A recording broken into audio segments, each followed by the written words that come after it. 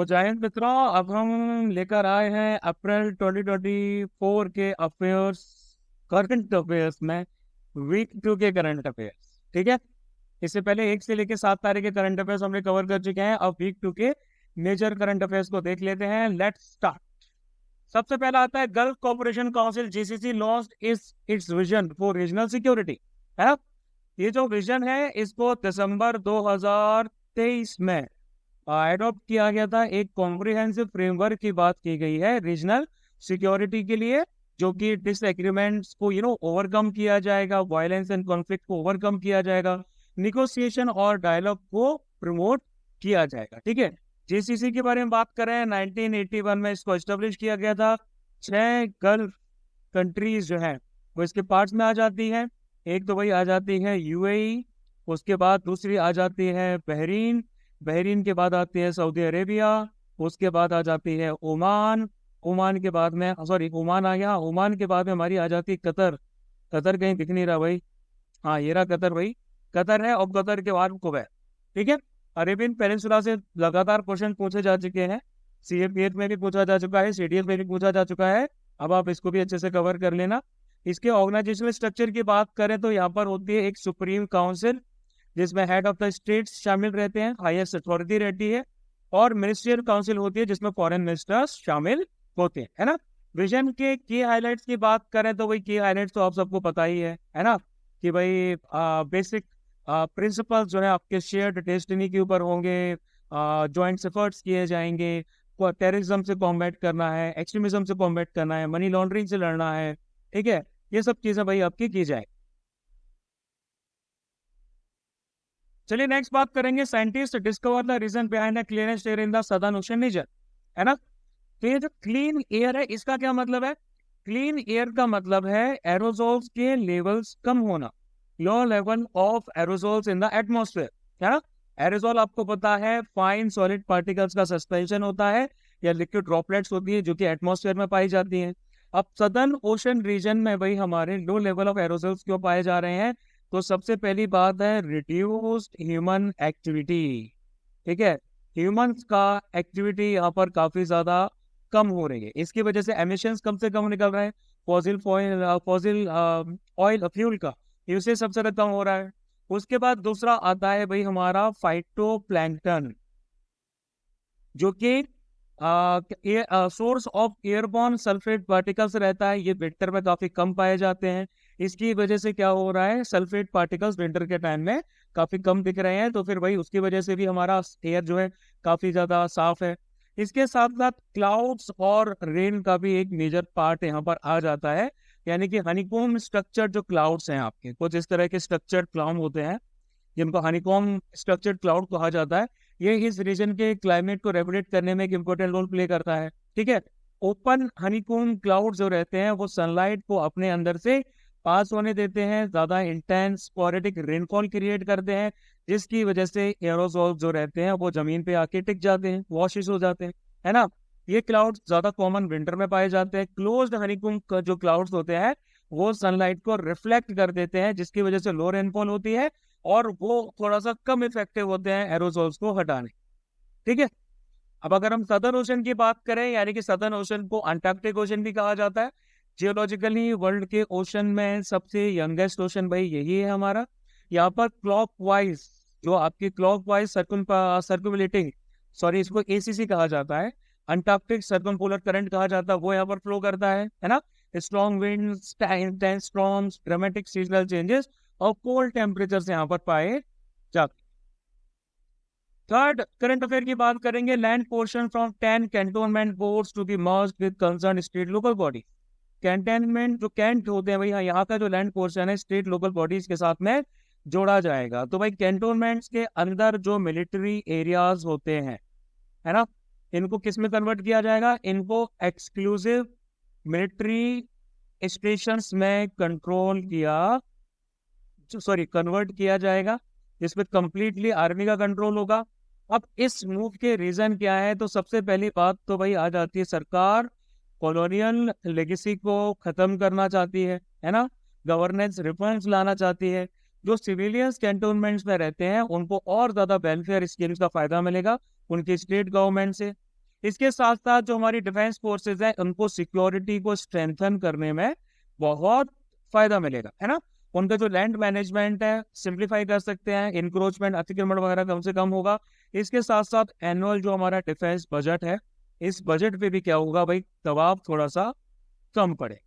ठीक है, कैंटोनमेंट की बात करें, आप सबको पता है कैसा एरिया होता है जहां पर मिलिट्री ट्रूप्स का गैरिसन होता है, प्राइमरीली सोल्जर्स वगैरह की, उनकी फैमिलीज की हाउसिंग के लिए और यूनिट्स वगैरह के लिए डेडिकेटेड रहता है। सिविलियन पॉपुलेशन भी कैंट की एक स्पेसिफिक एरिया में रहती है, भाई इतने में अगर मिलिट्री एरिया है तो इतने में सिविलियन पॉपुलेशन आ जाती है। ठीक है, अगर इनके जेनेसिस की बात करें तो ईस्ट इंडिया कंपनी ने प्लासी की बैटल 1757 के बाद बैरकपुर जो आपका कलकत्ता में लाई करता है, यहाँ पर भाई हमारा सबसे पहला कैंट स्टेब्लिश किया गया था 1765। ठीक है, करंटली हमारे देश में 61 कैंटोनमेंट्स आ जाते हैं। 6 कैंटोनमेंट इंडिपेंडेंस के बाद स्टेब्लिश किए गए थे। इनके एडमिनिस्ट्रेशन की बात मेरे ख्याल से अपने अर्बन लोकल बॉडीज में पढ़ी होगी, नहीं पढ़ी है तो मैं बता देता हूँ आपको। सेल्फ गवर्नमेंट रहती है कैंटोनमेंट्स की, वो सब्जेक्ट मैटर रहता है यूनियन गवर्नमेंट, क्योंकि कैंटोनमेंट बोर्ड जो रहते हैं ना आपके, ये इनको एडमिनिस्ट्रेट किया जाता है कैंटोनमेंट एक्ट 2006 से 74th कॉन्स्टिट्यूशनल अमेंडमेंट, और ये आता है भाई हमारा मिनिस्ट्री ऑफ डिफेंस के अंडर में ऑपरेट इनको किया जाए। ठीक है, तो भाई क्या बोलते हैं, कैंटोनमेंट्स को कैंटोनमेंट बोर्ड के द्वारा चलाया जाता है, जो सिविक ड्यूटीज भी परफॉर्म करते हैं, like providing public health, water supply, primary education वगैरह वगैरह। ठीक है, मिनिस्ट्री ऑफ डिफेंस के एडमिनिस्ट्रेटिव कंट्रोल में चलते हैं। कैंटोनमेंट का जो स्टेशन कमांडर होते हैं यानी कि कमांडेंट होते हैं, वो बोर्ड के एक्स ऑफिशियो प्रेसिडेंट होते हैं। ये हमारी कैटेगरीज आ जाती है कैंटोनमेंट बोर्ड की। पहली वाली आ जाती है पॉपुलेशन 50,000 से ज्यादा, दूसरी वाली 10 से 50,000, तीसरी 2,500 से 10,000, और चौथी आ जाती है 2,500 से भी कम। Now moving on to the fourth current affair, right against adverse effect of climate change, part of right to life and equality, supreme court ने ऐसा कहा है। तो भाई एक 3 जज की जो बेंच हमारी रही है सुप्रीम कोर्ट की, वो एक एप्लीकेशन को सुन रहे थे for the modification by the union MOEFCC, है ना, ministry of power and ministry of new renewable energy. Against किसकी थी, अगेंस्ट जो एक ऑर्डर आपका इशू किया गया था सुप्रीम कोर्ट ने 2021 में, उसके अगेंस्ट में। तो अप्रैल 2021 का जो ऑर्डर आ जाता है सुप्रीम कोर्ट का, उसमें कुछ रिस्ट्रिक्शंस लगाई गई थी कि भाई सर्टेन एरियाज जो हमारे राजस्थान के हैं, वहां पर ग्रेट इंडियन बस्टर्ड नाम की जो चिड़िया होती है उसके कंजर्वेशन के लिए ओवरहेड ट्रांसमिशन लाइंस जो रहती है वो आपकी खड़ी नहीं की जाए, है ना। तो इस ऐसी जजमेंट की अगर हम की हाईलाइट्स की बात करें तो यहाँ पर आर्टिकल 14 को स्पेशली महत्व दिया जाएगा, राइट टू इक्वलिटी, और आर्टिकल 21 आ जाएगा, right to life and personal liberty. ये इंपॉर्टेंट सोर्सेज हैं राइट्स के कि भाई क्लीन एनवायरमेंट लोगों को मिलना चाहिए, right against adverse effects of climate change उनको मिलना चाहिए। ठीक है, अब इसमें एक और चीज आ जाती है, inability of under served communities to adapt to climate change, या फिर ये इनके राइट्स को वायलेट करता है जो उनको आर्टिकल 14 और 21 में दिया गया। भाई ऊपर से ट्रांसमिशन लाइन गुजर रही है तो राइट्स को वायलेट करना ही हो गया तरीके से। ठीक है, फूड और वाटर शॉर्टेज क्लाइमेट चेंज की वजह से होना, इन्वायरमेंटल डिग्रेडेशन इफेक्ट्स होना, इससे पोरर कम्युनिटी ज्यादा इफेक्ट होती है, तो उनकी राइट टू इक्वलिटी का हनन इसमें होता है। अब भाई अगर हम इन्वायरमेंटल प्रॉब्लम्स की बात करें और इन्वायरमेंट को लेके सुप्रीम कोर्ट के कुछ महत्वपूर्ण जजमेंट्स की बात करें, तो भाई इसमें आपका सबसे पहला आ जाता है MC मेहता वर्सेस कमलनाथ। ठीक है, ये आ जाता है 1996 का केस है।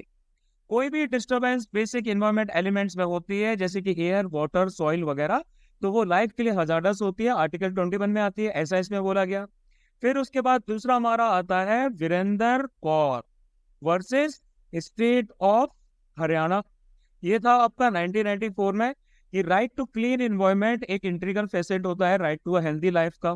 ठीक है, कॉन्स्टिट्यूशनल प्रोविजंस जो हमारे एनवायरनमेंट से रिलेटेड है उसमें आ जाता है आर्टिकल 48A, है ना, state shall endeavour to protect and improve the environment and to safeguard the forest and wild life, APSP में आ जाता है। आर्टिकल 51A आता है भाई हमारा duty of every citizen to 51AG में, duty of every citizen of India to protect and improve the natural environment including forest, lakes, rivers and wild life and to have compassion for living creatures, ये आपका fundamental duties में आ जाता है। ठीक है, आगे बढ़ते हैं, चितल की बात करते हैं। इसको स्पॉटेड डियर भी कहा जाता है। नेताजी सुभाष चंद्र बोस आइलैंड जिसको फॉर्मली रॉस आइलैंड कहा जाता था, उसमें चितल जो डियर है इसका इन्वेजन देखा जा रहा है, इन्वेड कर रहे हैं भाई, ठीक है। इसके डिस्ट्रीब्यूशन की बात करें तो भाई ये डिस्ट्रीब्यूशन, चीतल के डिस्ट्रीब्यूशन की बात कर रहे हैं हम, ये बांग्लादेश में आ जाता है, इंडिया में आ जाता है, नेपाल में भी फैला हुआ है, पाकिस्तान के साथ साथ श्रीलंका में भी पाया जाता है, यानी कि हिमालय की जो ज्योग्राफिकल बैरियर है वहां तक ही पाया जाता है, ठीक है। इंडियन सब कॉन्टिनेंट का नेटिव है। इसके हैबिटाइट्स में रिवराइन फॉरेस्ट आ जाते हैं, जहां पर नदियां झरने वगैरह ज्यादा रहते हैं, ठीक है। ड्यूरिंग हॉट ड्राई सीजन, गर्म टाइम में नदियों के पास में मूव कर जाता है, जबकि साल फॉरेस्ट में ये बंदा रहता है तब आपका मानसून सीजन के दौरान, है ना, बारिश के टाइम में साल के घने जंगलों में चला जा। इसका गेस्टेशन पीरियड रहता है 231 से लेके 235 डेज तक। फूड और फीडिंग की बात करें तो ग्रासेस को खाता है, फॉब्स, लीव्स, फ्लावर्स, फ्रूट्स को भी खाता है। एंटलर्स जो है वो सिर्फ मेल्स में पाए जाते हैं। IUCN ने इसको लीस्ट कंसर्न में डाला है, मतलब उनको कोई चिंता नहीं है इसकी, ठीक है। थ्रेट की बात की जाए तो illegal hunting, habitat loss, degradation due to human encroachment और इन्वेजिव एलियन प्लांट स्पीसीज से इसको खतरा हो सकता है। अब बात कर लेते हैं इको फेस्टिव जोन यानी कि ESZ की। तो सेंटर ने रिसेंटली एक ड्राफ्ट नोटिफिकेशन इशू किया है, जिसमें सुखना वाइल्ड लाइफ सेंचुरी जो है उसके आसपास के एरिया को डिमार्केट किया है, यानी कि ESZ के तौर पे डिमार्केट किया है। अगर हम ESZ की बात करें तो ये क्या होते हैं भाई, ये इकोलॉजिकली इंपॉर्टेंट फ्रेजाइल एरियाज होते हैं, प्रोटेक्टेड एरियाज के आसपास वाले। सेंट्रल गवर्नमेंट नोटिफाइड करती है इनको under environment protection act 1986। ESZ की जो गाइडलाइंस होती है वो एक्टिविटीज को 3 कैटेगरीज में क्लासिफाई करती है। पहली तो आ जाती है प्रोहिबिटेड, ठीक है। अब इसमें commercial mining, setting of industries, pollution वगैरह क्रिएट करती है, उनको रोका जाता है। दूसरी आ जाती है regulated, felling of trees, establishment of hotels and resorts वगैरह। और तीसरा आ जाता है इसके अंदर परमिटेड, ऑनगोइंग एग्रीकल्चर और horticulture practice, local communities, dairy farming वगैरह, ये सब परमिटेड की जाती है। नेक्स्ट बात करेंगे पोलर वॉर्टेक्स की। तो साइंटिस्ट ने एक सडन रिवर्सल जो है आर्कटिक पोलर वॉर्टेक्स स्पिन में देखा है ना। तो भाई सडन स्ट्रेटोस्फेरिक वार्मिंग जो इवेंट्स हैं उसकी वजह से क्या हो रहा है कि भाई ओजोन आपके लोअर लैटिट्यूड से ऊपर की तरफ मूव कर रही है, आर्कटिक की तरफ मूव कर रही है, उससे डायरेक्शन में चेंज आ सकता है। अब अगर हम पोलर वॉर्टेक्स की बात करें तो भाई इसका सीधा सा मतलब होता है लो प्रेशर, ठीक है। Low pressure of cold air जो कि अर्थ के पोल्स को सपोर्ट कर सॉरी सराउंड करके रखती है ना। And it is held by strong wind currents जो कि एंटी क्लॉकवाइज पोलर रीजन में क्या करते हैं, फ्लो करते हैं। ये समर के टाइम वीकर होती है और विंटर के टाइम स्ट्रॉन्ग होती है। अब प्लेसेस इन न्यूज में आ जाती है इक्वेडोर, जो कि कैपिटल है क्वेटो की, सॉरी इसकी कैपिटल है क्वेटो और जगह का नाम है इक्वेडोर। तो भाई मैक्सिको ने क्या किया है, मैक्सिको को वैसे प्रोनाउंस तो मेहियो ही करते हैं, मेहियो ने क्या किया है, डिप्लोमेटिक टाइज को इक्वेडोर के साथ खत्म कर दिया है। क्यों? क्योंकि भाई मैक्सिकन एम्बेसी जो है जो कि आपकी क्वेटो में सिचुएटेड है, वहां पर क्या किया गया भाई, वहां पर पुलिस रेड की गई है ना। अब पॉलिटिकल फीचर्स की बात करते हैं तो ये नॉर्थ वेस्टर्न सदर्न अमेरिका में आ जाता है। इसके आसपास कोलंबिया है, नॉर्थ में पेरू आ जाता है, ईस्ट और साउथ में। ये इक्वेटर पे सिचुएटेड है ना। ये इक्वेडोर जो है भाई हमारी इक्वेटर पे सिचुएटेड है। यहाँ पर क्या है भाई, यहाँ पर आ जाते हैं गैलापागोस आइलैंड, ठीक है, जो इक्वेटर की मेनलैंड के थोड़ा सा वेस्ट की तरफ सिचुएटेड है, इक्वेटर के पार्ट है ये। और इसके यहाँ पर वेस्ट में आप देखेंगे तो यहाँ पैसिफिक ओशन आता है। बाकी ज्योग्राफिकल फीचर्स की बात करेंगे तो एंडीज जो भाई माउंटेन रेंज है वो इक्वेटर में लाई करती है, ठीक है, उसको क्रॉस करती है। मेजर रिवर्स में हमारी आ जाती है अमेजन, उसके साथ साथ आ जाती है क्वायास, पुतुमायू पुतुमायो सॉरी, ये भी आ जाती है। एक्टिव वॉल्केनोज में देखा जाए तो भाई यहाँ पर आ जाता है कोटोपैक्सी और आ जाता है तुंगरहुआ, ठीक है। हाईएस्ट पीक जो है यहाँ की है वो है माउंट शिम्बोरेज। फिर आगे बात करेंगे सिटवे पोर्ट म्यांमार की। तो इंडिया को राइट्स मिल गए हैं, है ना, कि भाई आप एक जो इनका सेकंड ओवरसीज पोर्ट है ना, इससे पहले इंडिया को चाबहार जो पोर्ट है उसके राइट्स मिल गए थे जो कि ईरान में सिचुएटेड है। तो सिटवे पोर्ट है सेकंड नंबर पे, इसको ऑपरेट करने के इंडिया को राइट मिल गए हैं। अप्रूवल मिल गया है मिनिस्ट्री ऑफ एक्सटर्नल अफेयर्स का। सिटवे वाटर पोर्ट की बात करें तो ये म्यांमार में सिचुएटेड है, टीम वाटर पोर्ट है भाई। ठीक है, ये यहाँ पर कलादान नाम की जो रिवर है ना, रखाइन स्टेट में आ जाती है म्यांमार की, वहां पर ये सिचुएटेड है। दूसरी बात, इसको डेवलप किया जा रहा है KMTTP प्रोजेक्ट के अंडर में, Kaladan multi modal transit transport project के अंडर में इसको डेवलप किया जा रहा है। इसको फंड किया जाएगा, प्लस इसको एड असिस्टेंट दी जाएगी गवर्नमेंट ऑफ इंडिया के द्वारा। सिग्निफिकेंस की बात सिर्फ इतनी सी है कि इंडिया के लिए नॉर्थ ईस्ट में नई अपॉर्चुनिटीज खुलेंगी ट्रेड और ट्रांजिट के लिए। ट्रेड और कॉमर्स इंडिया और म्यांमार के बीच में काफी हद तक एनहेंस होगा, बढ़ाया जाए। फिर आगे बात करेंगे प्रधानमंत्री फसल बीमा योजना PMFBI की। तो एनरोलमेंट जो आपका प्रधानमंत्री फसल बीमा योजना 2023-2024 के बीच में हुआ है, उसमें 27% इंक्रीज देखा गया है as compared to the previous financial year. ये योजना आपकी 2016 में लॉन्च की गई थी, सेंट्रल सेक्टर स्कीम है ये। ठीक है, इसको कंसेप्चुलाइज और एडमिनिस्टर किया गया था सेंट्रल गवर्नमेंट के द्वारा, और इसको इम्प्लीमेंट किया जाता है कंसर्न स्टेट या फिर यूनिट टेरिटरीज की गवर्नमेंट के द्वारा। सीधा सा ऑब्जेक्टिव आ जाता है, इंश्योरेंस कवरेज देना है, फाइनेंशियल सपोर्ट देना है फार्मर्स को in the event of any failure, है ना। कोई भी जो नोटिफाइड क्रॉप्स होती हैं, उन नोटिफाइड की जो भाई सरकार ने बोल रखी है भाई इनको उगाइए, कोई और क्रॉप उगाओगे तो फिर काम नहीं चलेगा। नेचुरल कैलेमिटीज, पेस्ट और डिसीज वगैरह की अगर अटैक होते हैं तो उसकी वजह से नोटिफाइड क्रॉप्स का फेलियर होता है, तो फिर इंश्योरेंस कवरेज मिलेगा। इसमें क्रॉप प्रोडक्शन की सारी साइकिल्स को कवर किया जाता है, सारी स्टेजेस को कवर किया जाता है। यूनिफॉर्म प्रीमियम 2% आपका खरीफ का, 1% 5% रबी का, और 5% आपका हॉर्टिकल्चर क्रॉप्स का होता है। फिर बात करेंगे दामोदर रिवर की। तो झारखंड जो है, झारखंड बहुत सारे स्टेप्स ले रहा है ताकि दामोदर रिवर का कंजर्वेशन किया जा सके, प्लस उसको रिस्टोर किया जा सके। दामोदर रिवर की बात करेंगे तो इसका ओरिजिन होता है खमारपाट हिल्स में। ठीक है, खमारपाट ये जो हिल्स है, ये छोटा नागपुर आपका प्लेटू जो आ जाता है उसका पार्ट है ये लाइक करता है पलामू डिस्ट्रिक्ट ऑफ झारखंड। ठीक है, ट्रिब्यूटरीज की बात करें तो इसकी भाई बहुत सारी ट्रिब्यूटरीज है। बराकार रिवर है वो यहाँ की है, बराकार के बाद कोनार डैम भी यहीं पर लाई करता है, कोनार रिवर भी है, बोकारो भी यहीं पर आ जाता है भाई, हाहारो, जमनिया, घारी, ये सब यहीं पर आ जाता। ठीक है, और इसको अर्लियर रिवर ऑफ सॉरोज के नाम से जाना जाता था, फिर वो आपका बिहार का सौरो जो टाइटल है वो कोसी को दे दिया गया। ये मिनरल रिच एरिया से फ्लो करती है, तो फिर इसमें इंडस्ट्रीज का पोल्यूशन बहुत ज्यादा शामिल रहता है। फिर बात करते हैं पर एंड पॉलीफ्लोरो एल्काइल सब्सटेंस यानी कि PFAS की। IIT मद्रास ने की एक भयंकर वाली स्टडी, और उन्होंने रिवील किया कि परवेसिव प्रेजेंस जो PFAS की है, जिनको हम फॉरएवर केमिकल नाम के से भी जानते हैं, फॉरएवर से वही याद आ जाता है भाई लेवल सबके निकलेंगे। ठीक है, तो फॉरएवर केमिकल के नाम से भी जाना जाता है।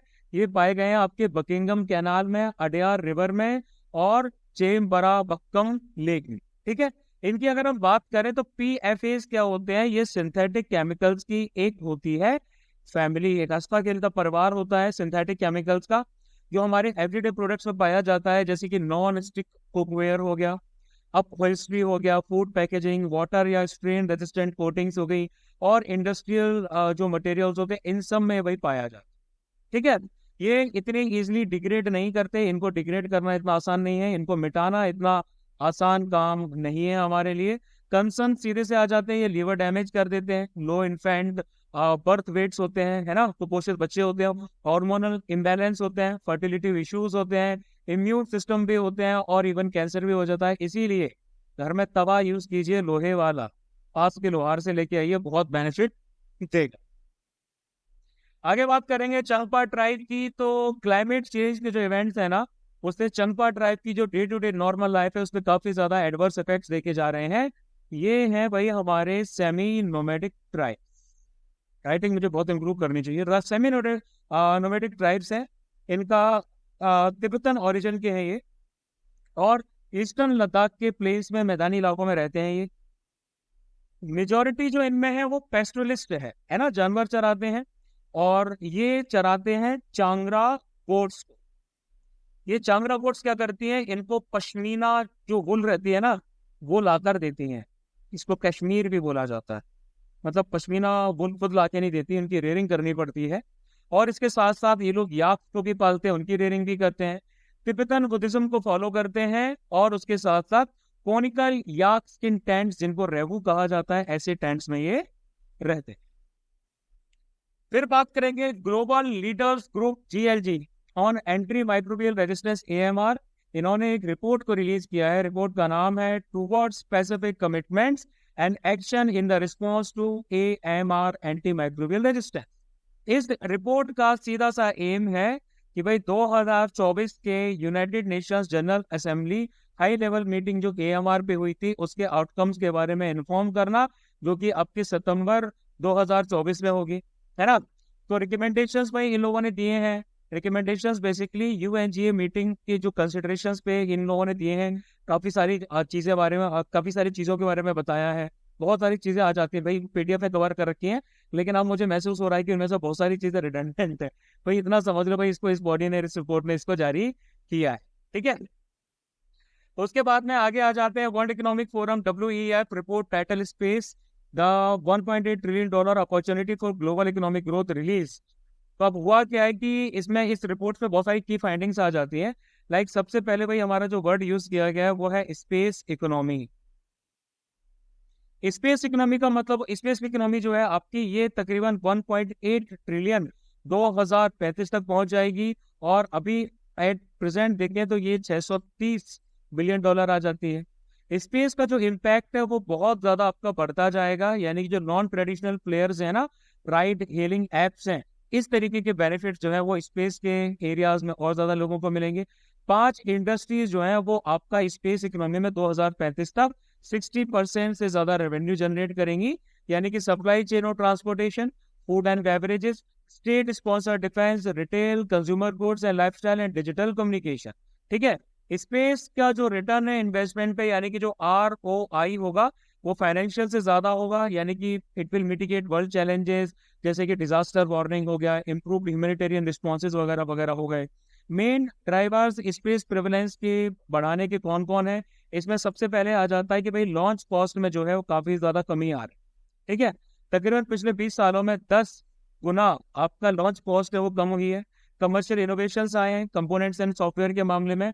डाइवर्सिफिकेशन हुआ है इन्वेस्टमेंट और एप्लीकेशंस का प्राइवेट सेक्टर पार्टिसिपेशन से, और कल्चरल अवेयरनेस और इंटरसेशन तो आ ही जाता है। की रिकमेंडेशंस आ जाती है भाई नॉन स्पेस इंडस्ट्री लीडर के बारे में, यानी कि partner and invest with tech innovators वगैरह आ जाता है। स्पेस इंडस्ट्री लीडर्स के बारे में कुछ बातें आ जाती हैं, स्टेट स्पॉन्सर्ड लीडर्स के बारे में बात आ जाती हैं, है ना। और इंडिया की स्पेस इकोनॉमी की बात करें तो भाई हमारा साइज अजी आ जाता है 8.4 बिलियन, जो कि ग्लोबल स्पेस इकोनॉमी का अराउंड 2 to 3% है। टारगेट हमारा है कि 44 बिलियन तक पहुंचा जाए 2033 तक। FDI हमने 100% अलाउ कर दिया है। फिर बात करेंगे MNRE's approved list of models and manufacturers comes into effect after being held up for a year. Approved models of manufacturers of solar photovoltaic modules order 2019, Ministry of New and Renewable MNRE। इनमें क्या चाहिए भाई, इनमें ये चाहिए कि solar modules यानी कि जो SM बनाए जाते हैं वो वॉलंटरी क्या करें, सबमिट करें टू एन इंस्पेक्शन, ठीक है। मतलब कि इंस्पेक्शन जो है वो आपका किसके द्वारा किया जाएगा, national institute of solar energy, ठीक है, और MNRE के द्वारा, MNRE के द्वारा अफिलिएटेड बॉडी है ये भाई इंस्पेक्शन करेगी। सीधी सी बात आ रही है भाई, आपकी अगर आप अप्रूव्ड मैन्युफैक्चरिंग फैसिलिटी की लिस्ट पर है तो भाई इसका मतलब है कंपनी को सर्टिफाइड किया गया है एक legitimate manufacturer of solar panels के तौर पे। और अब आप सिंपली इंपोर्ट नहीं कर रहे हैं सोलर पैनल्स को, या फिर आप सिंपली उनको असेंबल नहीं कर रहे हैं, आप उनको खुद से बना रहे हैं। इसके बेनिफिट क्या आ जाते हैं भाई, सिर्फ मॉडल्स और मैन्युफैक्चरर्स जो लिस्ट में है सिर्फ उन्हीं को एलिजिबल किया जाएगा कि भाई गवर्नमेंट प्रोजेक्ट्स में और जो आपके गवर्नमेंट स्कीम्स है उसमें सिर्फ मॉडल्स और मैन्युफैक्चरर्स को इंक्लूड किया जाएगा। इससे इंपोर्ट्स पे हमारी जो डिपेंडेंसी है वो खत्म होगी, खासकर चाइना पे। 80% ग्लोबल सप्लाई भाई चाइना के पास में। लाइवलीहुड जनरेशन होगा, मैन्युफैक्चरिंग होगी लोकल लेवल पे।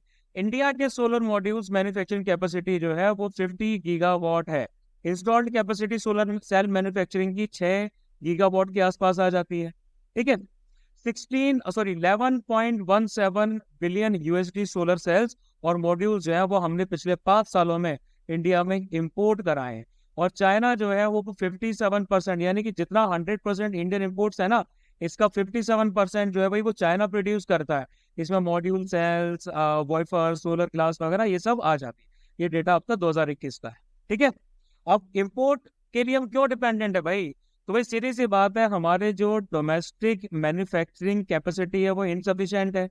हाई कॉस्ट आ जाती है डोमेस्टिक सोलर पीवी पैनल्स की, और इंडिया के पास लिमिटेड प्रोडक्शन है वेफर्स की या फिर पॉलीसिलिकॉन वगैरह। ठीक है। फिर बात करेंगे Iseult the world's most powerful MRI scans the first images of the human brain. Iseult जो है ना भाई, ये क्या कर सकता है? एनाटॉमी ऑफ ब्रेन को समझने में हमारी अंडरस्टैंडिंग और बढ़ा सकता है। इसकी वजह से बहुत सारी डिसीज आ जाती है, लाइक अल्जाइमर आ जाती है। ठीक है। अल्जाइमर आ जाती है। इसके जो साइकोलॉजिकल या फिर बहुत सारी साइकोलॉजिकल कंडीशंस आ जाती है, लाइक डिप्रेशन या सिजोफ्रेनिया वगैरह, इनको समझने में हम और ज्यादा अच्छे तरीके से समझ सकते हैं। अब एस्ट्रॉइड की बात करें तो ये क्या है? ये आपका, इसके पास पावर है 11.7 टेस्लास की, जिससे इसको इनेबल किया जाता है कि ये इस इमेजेस को स्कैन कर सकता है around 10 times more precision than commonly use MRI. अभी जो एमआरआई होती है ना, उससे 10 गुना ज्यादा अच्छे तरीके से स्कैन कर सकता है। अब यहाँ पर ये जो टेस्ला है ये क्या है? ये मेजर ऑफ स्ट्रेंथ है मैग्नेटिक फील्ड का, जो कि पेशेंट को सराउंड करता है जब वो एमआरआई मशीन में होते हैं। ठीक है। एमआरआई टेक्नोलॉजी की बात करें, यानी कि मैग्नेटिक रेजोनेंस इमेजिंग टेक्नोलॉजी की बात करें, तो ये हमारी एक non invasive medical imaging test होता है जो डिटेल्ड इमेजेस देता है तकरीबन हमारे शरीर के सारे इंटरनल स्ट्रक्चर का, है ना। लार्ज और रेडियो वेव्स को, मैग्नेट प्लस रेडियो वेव्स को यूज किया जाता है। आयनाइजिंग रेडिएशन प्रोड्यूस नहीं होता है एमआरआई एग्जाम के टाइम, जैसा कि एक्सरे के टाइम में होता है, जैसे कैंसर वगैरह भी हो जाता है ना। तो भाई मैग्नेटिक फील्ड जो अंदर होती है वो रेडियो वेव्स के साथ काम करती है। हाइड्रोजन एटम्स जो हमारी बॉडी में होते हैं वो क्रॉस सेक्शनल इमेजेस प्रोड्यूस कर। अब इससे होता है क्या है कि भाई जो इमेजेस एमआरआई स्कैन के द्वारा प्रोड्यूस की जाती हैं उससे हमारे ऑर्गन्स, बोन्स, मसल्स और ब्लड वेसल्स तक दिखाई देती हैं। एमआरआई को मेडिकल डायग्नोसिस की फील्ड में यूज किया जाता है भाई। मेरा एसीएल और पीसीएल हुआ था, तब उस टाइम पे एमआरआई कराई थी मैंने। काफी डरावना सा लगता है उस चैम्बर में घुसना। ब्रेन डिसऑर्डर्स की ट्रीटमेंट किया जा सकता है, कार्डियोवास्कुलर डिसीज, कैंसर वगैरह को सही किया जा सकता है, मतलब एक तरीके से देखा जा सकता है, उसके यूज के लिए यूज किया जाता है ना। फिर नेक्स्ट आते हैं research paper publish by dark energy spectroscopic instrument DESI देसी। इसने रिवील किया है कि the most precise measurement of the universe expansion. ठीक है भाई, देख लेते हैं। तो भाई ये पाया गया है कि जो हमारा यूनिवर्स है ना, ये 68.5 किलोमीटर पर सेकेंड के हिसाब से एक्सपेंड कर रहा है। इसको डिजिग्नेट किया जाता है 0.6 प्लस माइनस। ठीक है। पर सेकेंड, पर मेगा पर्स भी आ जाता है इसमें। 1 मिलियन पारसेक जो आपका रहता है, ये किसके बराबर रहता है? मतलब कि ये जो आपका पर मेगासेक है ना, इसमें 1 मिलियन पारसेक आ जाता है। एक पारसेक आपका बराबर रहता है 1 parsec is equal to 3.2616 light year. तो भाई ये पहली बार हुआ है कि साइंटिस्ट ने एक्सपेंशन हिस्ट्री हमारे यंग यूनिवर्स की देखी है 1% से ज्यादा प्रिसीजन से, है ना। तो भाई डार्क एनर्जी इफेक्ट्स को अगर हमें पढ़ना है जो पिछले 11 बिलियन सालों में हुए हैं, तो उसी लिए देसी ने क्या किया है, लार्जेस्ट 3D मैप यूनिवर्स का जो है वो बनाया है। अब ये जो लीडिंग मॉडल है हमारे यूनिवर्स को, इसको कहा जा रहा है lambda CDM, cold dark matter. यानी कि बोथ मैटर और डार्क एनर्जी यूनिवर्स को कैसे शेप करती है जब वो एक्सपेंड करता है, लेकिन अपोजिंग वेज। मैटर और डार्क मैटर एक्सपेंशन को थोड़ा स्लो डाउन करते हैं, जबकि डार्क एनर्जी क्या करती है, उसको थोड़ा सा एक्सपेंड कर देती है। ठीक है। डार्क एनर्जी और डार्क मैटर, इन वर्ड्स को बोलते हुए ही मुझे ऐसा लग रहा है कि जैसे मैं इंटरस्टेलर मूवी में हूँ। ठीक है। काफी साइंटिफिक सा फील होता है। तो डार्क एनर्जी और डार्क मैटर की बात करें, दोनों हमारे तकरीबन 95% यूनिवर्स को बनाते हैं। डार्क एनर्जी की बात की जाए तो ये 68% हमारे यूनिवर्स का हिस्सा है। अननोन फॉर्म ऑफ एनर्जी है जो कि यूनिवर्स को एक्सपेंड कर रही है एक्सीलरेटेड रेट पे। डार्क मैटर की बात की जाए तो ये हाइपोथेटिकल फॉर्म ऑफ मैटर है जो डायरेक्टली ऑब्जर्व नहीं किया जा सकता है, लेकिन इसकी एग्जिस्टेंस मिलती है ग्रेविटेशनल इफेक्ट जो विजुअल मैटर पे पड़ता है, और बैकग्राउंड रेडिएशन जो यूनिवर्स का होता है। ये तकरीबन 27% आ जाता है हमारे यूनिवर्स का। देसी की बात करें तो देसी आपका इंटरनेशनल कोलैबोरेशन है, जिसमें बहुत सारे रिसर्चर्स साथ मिलकर काम कर रहे हैं, तकरीबन 70 इंस्टीट्यूशन से ज्यादा। इसमें इंडिया भी इंक्लूडेड है। एक ground based dark energy experiment है जो कि डार्क एनर्जी का यूनिवर्स एक्सपेंशन पे इफेक्ट को स्टडी करती है। ये आपकी लोकेटेड है मयाल में, ठीक है। 4 मीटर का टेलीस्कोप जो है वो आपका kit peak national observatory USA में सिचुएटेड। फिर आगे देखेंगे, Russian control Zaporizhzhia nuclear reactor damage following drone attack. Drone attack Ukraine के द्वारा ड्रोन अटैक हुआ। रशियन कंट्रोल ये जो एरिया है इसको कहा जा रहा है ज़ैपोरिज़िया, ठीक है। इसकी वजह से वही न्यूक्लियर सिक्योरिटी पे काफी सारे सवाल खड़े हो चुके हैं। हाँ, तो भाई ये जो जगह है हमारी ज़ैपोरिज़िया, ये लार्जेस्ट न्यूक्लियर प्लांट आ जाता है भाई हमारे यूरोप में, ठीक है। Largest nuclear plant in Europe, ठीक है। ये साउथ ईस्ट यूक्रेन में सिचुएटेड है ऑन द बैंक्स ऑफ डिनिप्रो। भाई देख लेना, इसको स्टडी कर लेना, ये क्वेश्चंस पूछे जाते हैं, बाद में मत बोलना। डिनिप्रो भी कहा जाता है, इसको एक और नाम से बुलाया जाता है डिनाइपर रिवर, जो कि आपकी ट्रेन कहा करती है, ट्रेन करती है ब्लैक सी में, ठीक है। करंटली रशियन फोर्सेस का कब्जा है इस पे। न्यूक्लियर सिक्योरिटी जो रहता है is the prevention of, detection of and response to criminal or intentional unauthorized acts involving or directed at nuclear material, other radioactive material और associated facilities। सिंपल सी बात हो रही है, न्यूक्लियर सिक्योरिटी में हम किसको काउंट करते हैं, यानी कि प्रिवेंशन होना चाहिए, डिटेक्शन होना चाहिए, रिस्पॉन्स करना चाहिए। किसके लिए करना चाहिए, क्रिमिनल या फिर इंटेंशनल अनऑथोराइज एक्ट्स के लिए, है ना, जिसमें जो कि न्यूक्लियर मटेरियल पे डायरेक्टेड हो या उसको इन्वॉल्व कर रहे हो या बाकी रेडियो एक्टिव मटेरियल को इन्वॉल्व कर रहे हो या फिर उससे रिलेटेड एसोसिएटेड फैसिलिटीज को सबोटेज किया जा रहा। तो हमारी इंटरनेशनल एटॉमिक एनर्जी एजेंसी जो है उसने 7 इंडिस्पेंसिबल पिलर्स न्यूक्लियर सेफ्टी और सिक्योरिटी के बताए हैं। अब अगर हम इंटरनेशनल रेगुलेशंस की बात करें न्यूक्लियर सिक्योरिटी के लिए, तो 1979 में convention on physical protection of nuclear material and nuclear facilities CPPNM बनाया गया था। United nation security council resolution 1540 2004 में बनाया गया था। और 2005 international convention for the suppression of acts of nuclear terrorism ICSANT भी बनाया गया, ठीक है। इंडिया के एलिमेंट्स की बात करें तो 5 एलिमेंट आ जाते हैं न्यूक्लियर सिक्योरिटी के। पहला आ जाता है गवर्नेंस का, तो atomic energy act 1962, rules on safe disposal of radioactive waste 1987 और रेडिएशन प्रोटेक्शन 2004 इसके लिए लागू किया गया है। इंस्टीट्यूशंस की बात करते हैं तो एटॉमिक एनर्जी रेगुलेटरी बोर्ड आ जाता है जो रेगुलेट करता है। नेशनल न्यूक्लियर सिक्योरिटी प्रैक्टिस और कल्चर की बात करें तो national design basis threat document है। सेंट्रल इंडस्ट्रियल सिक्योरिटी फोर्स है जिसको बचा के रखती है। टेक्नोलॉजी जो है वो आप PDF में डिटेल में देख लें। अब बात करेंगे GPS जैमिंग की। तो भाई कार्गो शिप जो है ना हमारे को सामान जो ले जाते हैं इधर से उधर, जो कि मेडिटेरियन में घूम रहे हैं, फिर रहे हैं, आराम से सामान ले जा रहे हैं, ब्लैक सी में भी घूम फिर रहे हैं, उनको क्या है ना कि ग्रोइंग मतलब कुछ इंसिडेंट्स जो है वो बढ़ते जा रहे हैं जो कि GPS जैमिंग से रिलेटेड है। इसमें क्या होता है कि भाई शिप का जो नेविगेशन डेटा होता है, नेविगेशन डेटा को मैनिपुलेट कर दिया जाता है या इंटरफेयर कर दिया जाता है। कहाँ पर होता है ये सब, होता है आपका कन्फ्लिक्ट जोन्स के आसपास, ठीक है।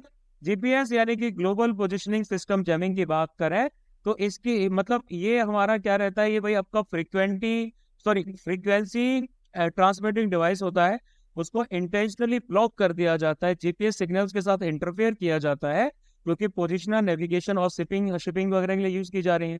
तो GPS जो जैमर्स होते हैं ना वो रेडियो फ्रीक्वेंसी को एमिट करते हैं, सिग्नल्स को एमिट करते हैं of the same frequency at GPS signal, जिससे शिप की लोकेशन कहीं की कहीं होती है और इनको गड़बड़ी बहुत ज्यादा फेस करनी पड़ती है, यानी कि पायरेसी वायरेसी भी इसमें इन्वॉल्व रहती है।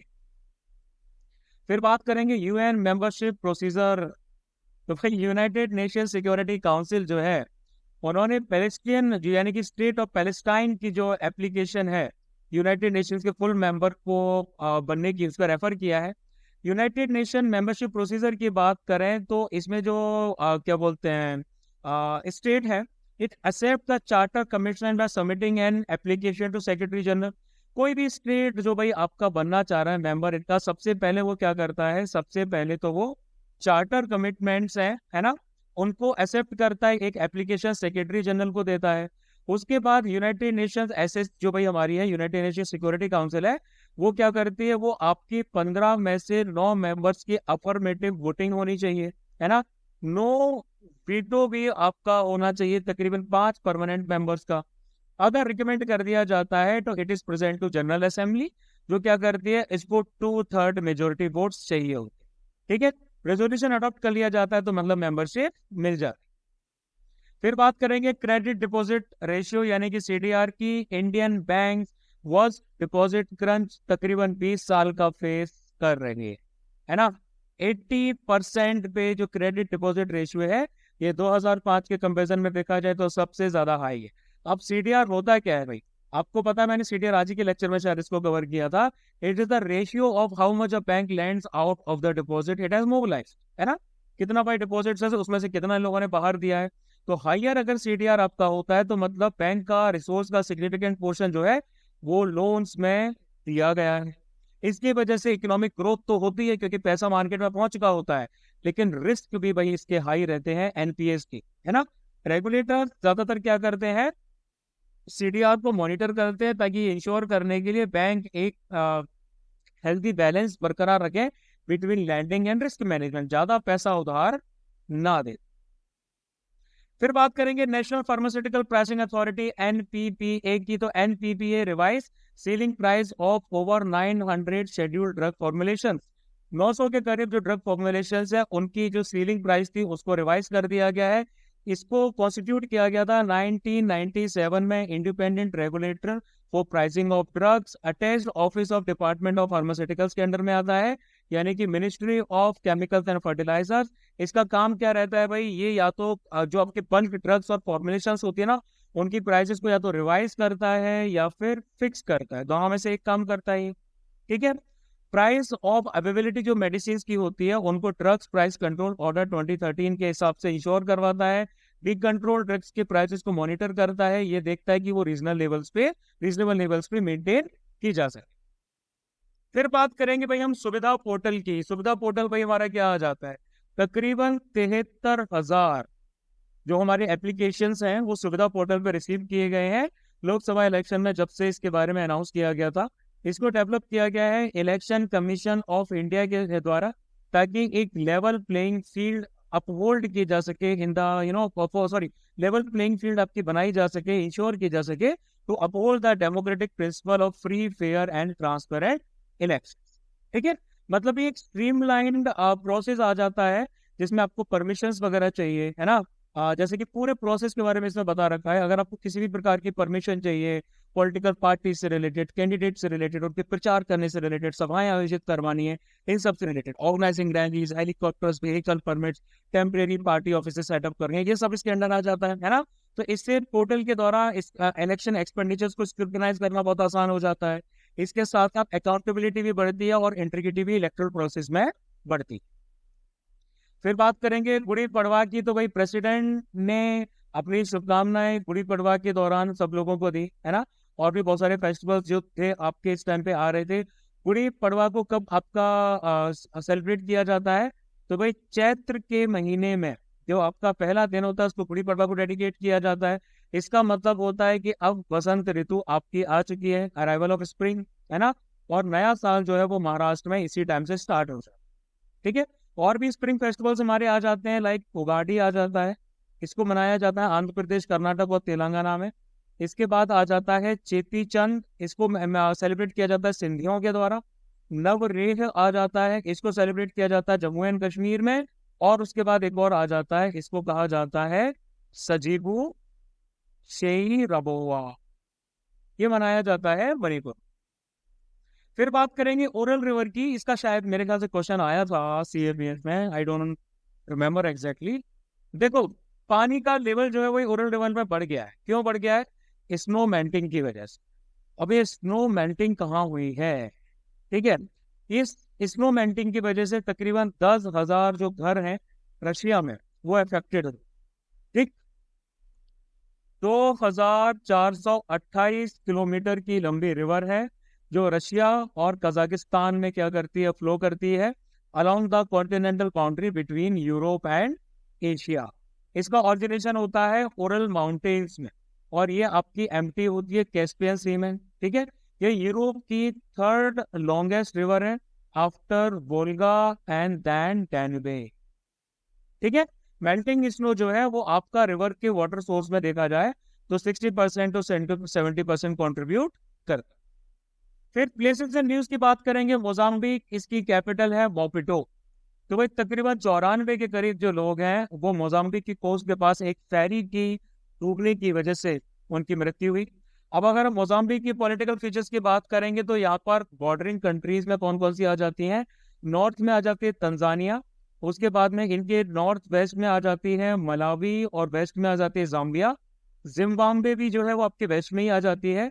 साउथ अफ्रीका और उसके साथ साथ इस्तावनी आ जाती है भाई इसके साउथ में, साउथ या फिर साउथ वेस्ट में काउंट कर लीजिए। सराउंडिंग वाटर बॉडीज की बात करें तो भाई यहाँ पर आ जाता है इंडियन ओशन। इंडियन ओशन के बाद में आता है लेक मलावी, मैं इसको स्पॉट नहीं कर पा रहा हूँ, लेक मलावी आ जाता है। उसके अलावा न्यासा जो है वो भी आ जाता है। उसके बाद एक आ जाता है चिउता, और आ जाता है सिल्वा। ठीक है। मोजाम्बिक जो चैनल है वो सेपरेट करता है आइलैंड ऑफ मेडागास्कर, यहाँ नीचे की तरफ आपका मेडागास्कर है, यहाँ पर मोजाम्बिक चैनल आ जाता है।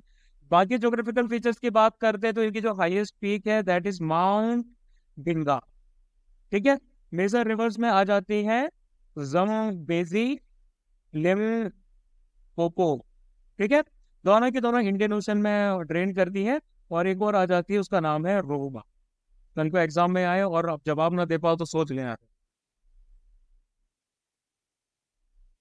बहुत पीछे पहुंच गया यार एकदम से। हाँ हाँ, यहाँ थे भाई हम।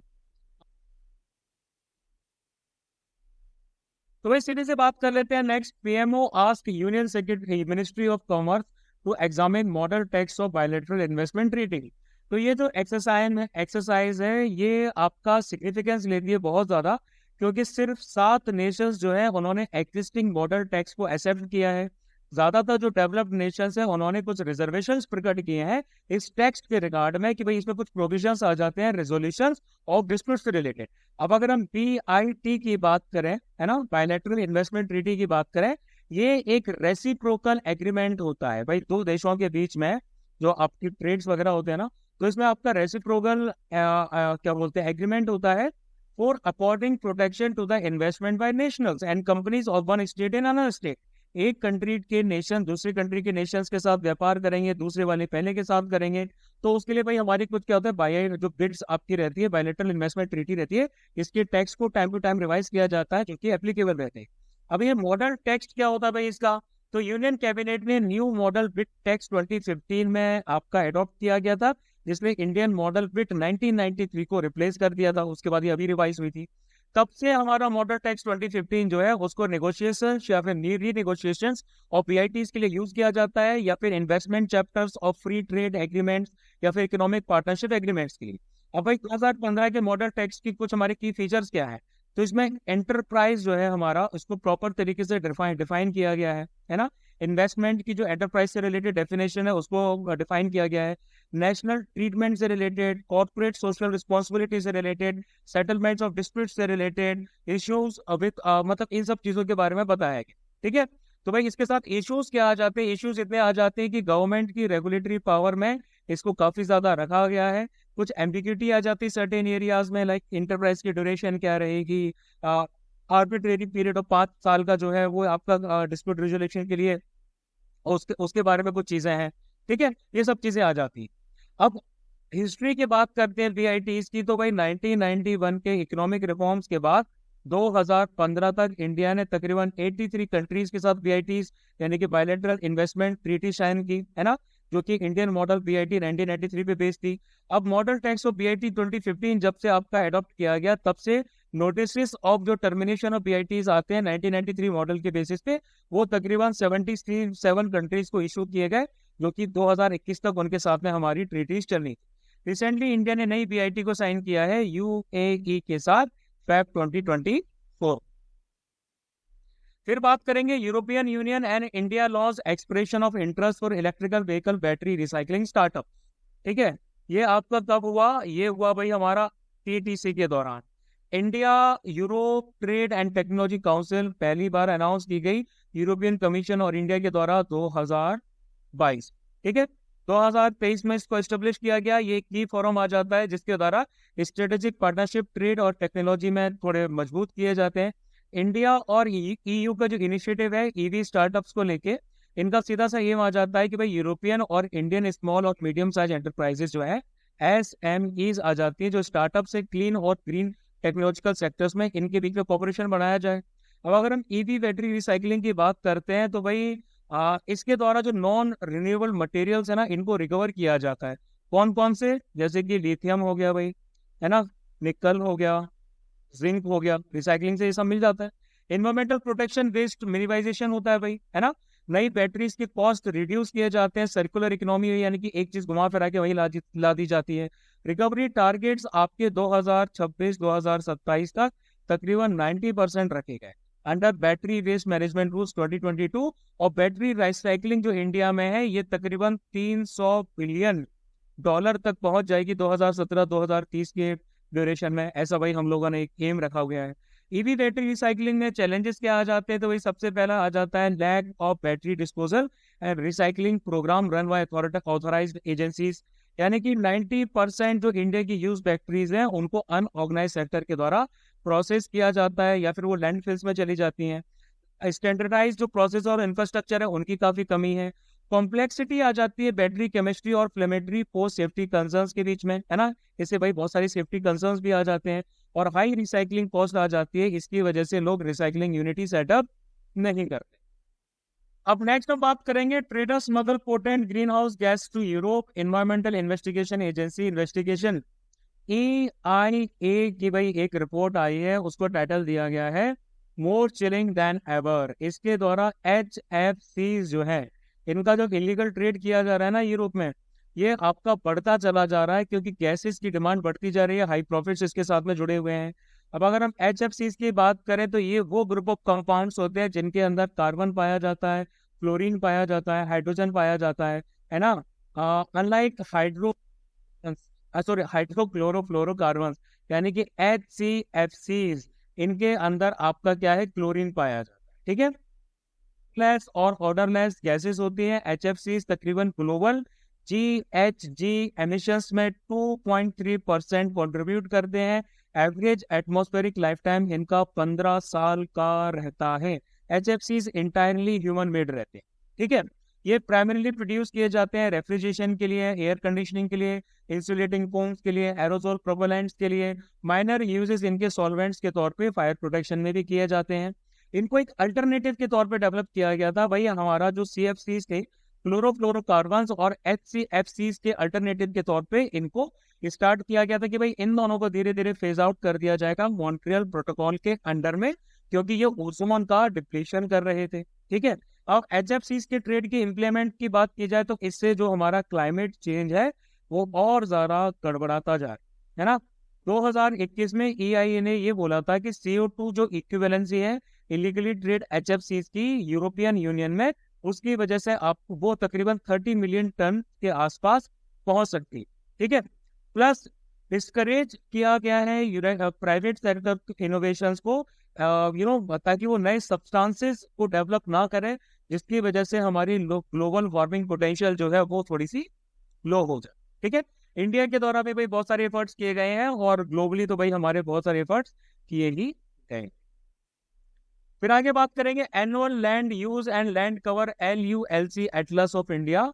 तो इस एटलस को रिलीज किया गया है NRSC के द्वारा, नेशनल रिमोट सेंसिंग सेंटर के द्वारा। इसका सीधा सा एम आ जाता है systematically examining land utilisation patterns, ताकि इनवैल्यूएबल इंसाइट्स आपको हमारे एनवायरमेंट में जो डायनेमिक्स बदलते जा रहे हैं उनके बारे में दी जा सके। अब इसकी की हाइलाइट्स की बात करते हैं तो इसमें सबसे पहला आ जाता है एग्रीकल्चर, कि पिछले 17 सालों में क्या हुआ है कि जो खरीफ और रबी का जो क्रॉप लैंड है वो आपका 46% और 35% से बढ़ा है ना।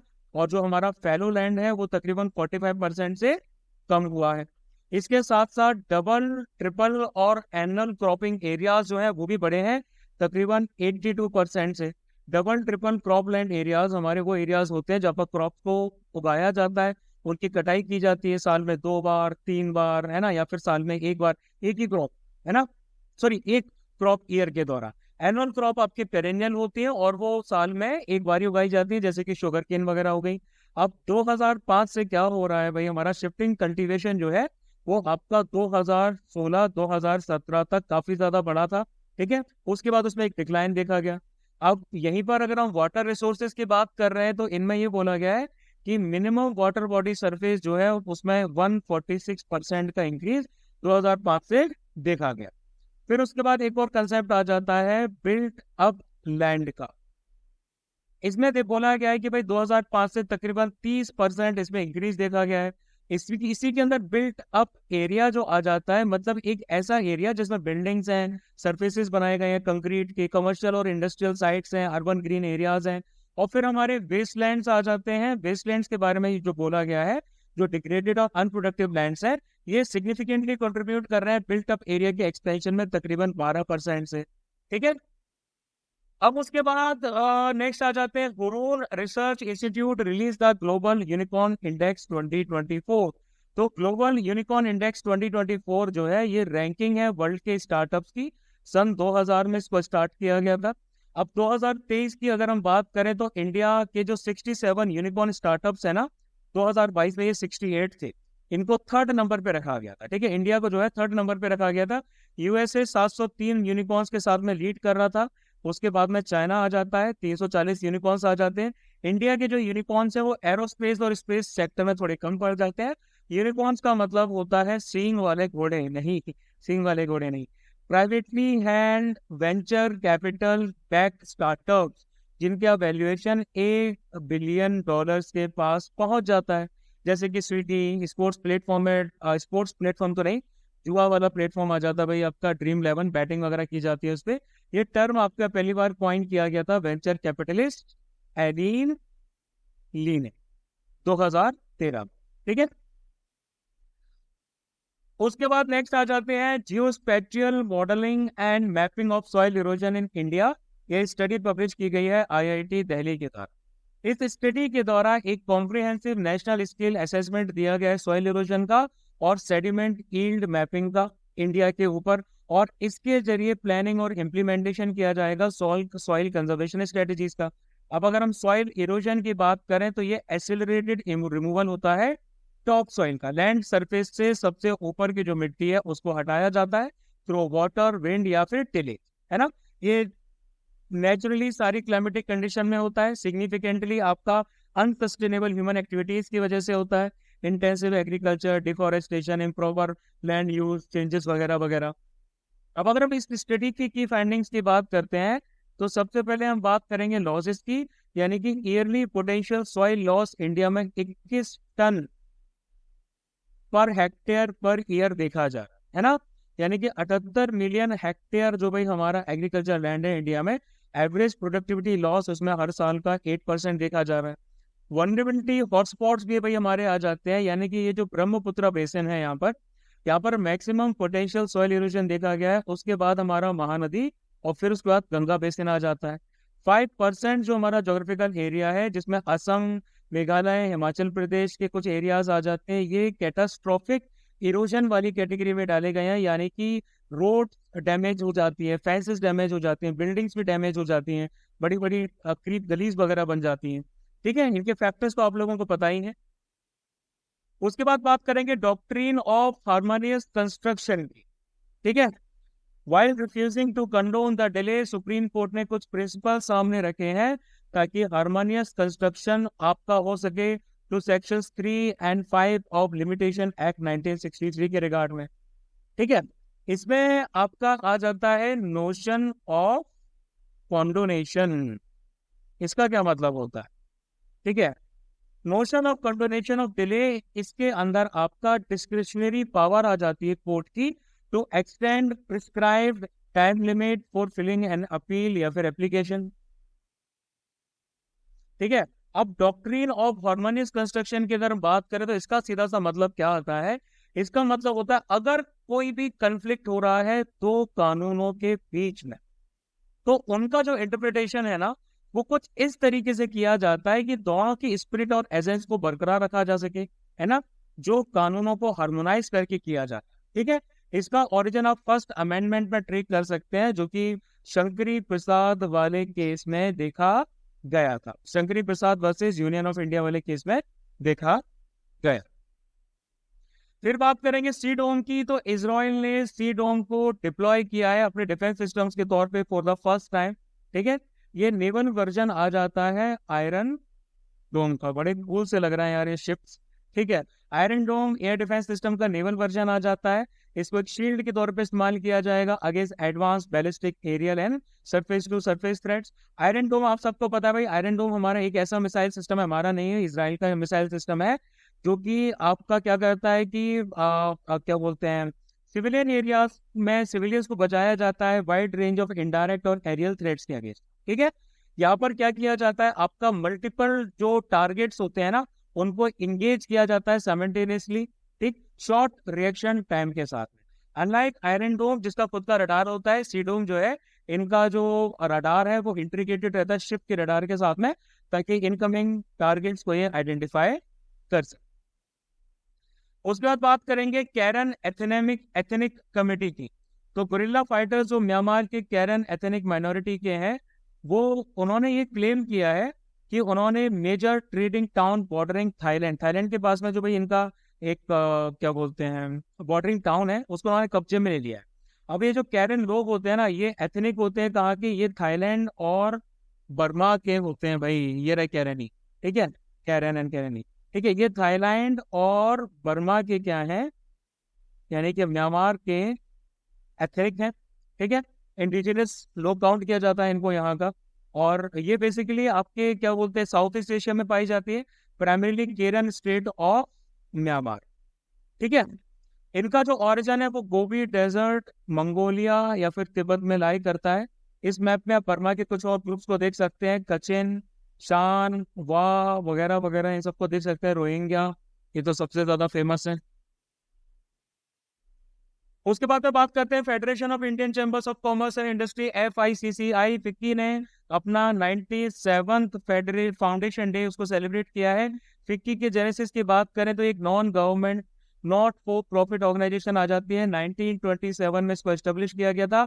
इंडिया की लार्जेस्ट और ओल्डेस्ट एपेक्स बिजनेस ऑर्गेनाइजेशन आ जाती है इंडिया की। ठीक है, ये इसके जो मेंबर्स हैं ना, इसमें इंडियन प्राइवेट और पब्लिक कॉर्पोरेट सेक्टर्स के लोग आते हैं, मल्टीनेशनल कंपनीज के लोग रहते हैं। इसका हेडक्वार्टर न्यू दिल्ली में लाई करता है। इसके रोल की बात करें तो इंडस्ट्री के व्यूज एंड कंसर्न्स को आर्टिकुलेट करना, पॉलिसीज को इन्फ्लुएंस करना ताकि डिबेट वगैरह इंकरेज की जा सके, पॉलिसी मेकर्स के साथ इंगेज करना, सिविल सोसाइटी के साथ इंगेज करना। ठीक है, कमिटी वगैरह को इस्टेब्लिश करते हैं against smuggling and counterfeiting activities destroying the economy, जिसको कैस्केड कहा जाता है।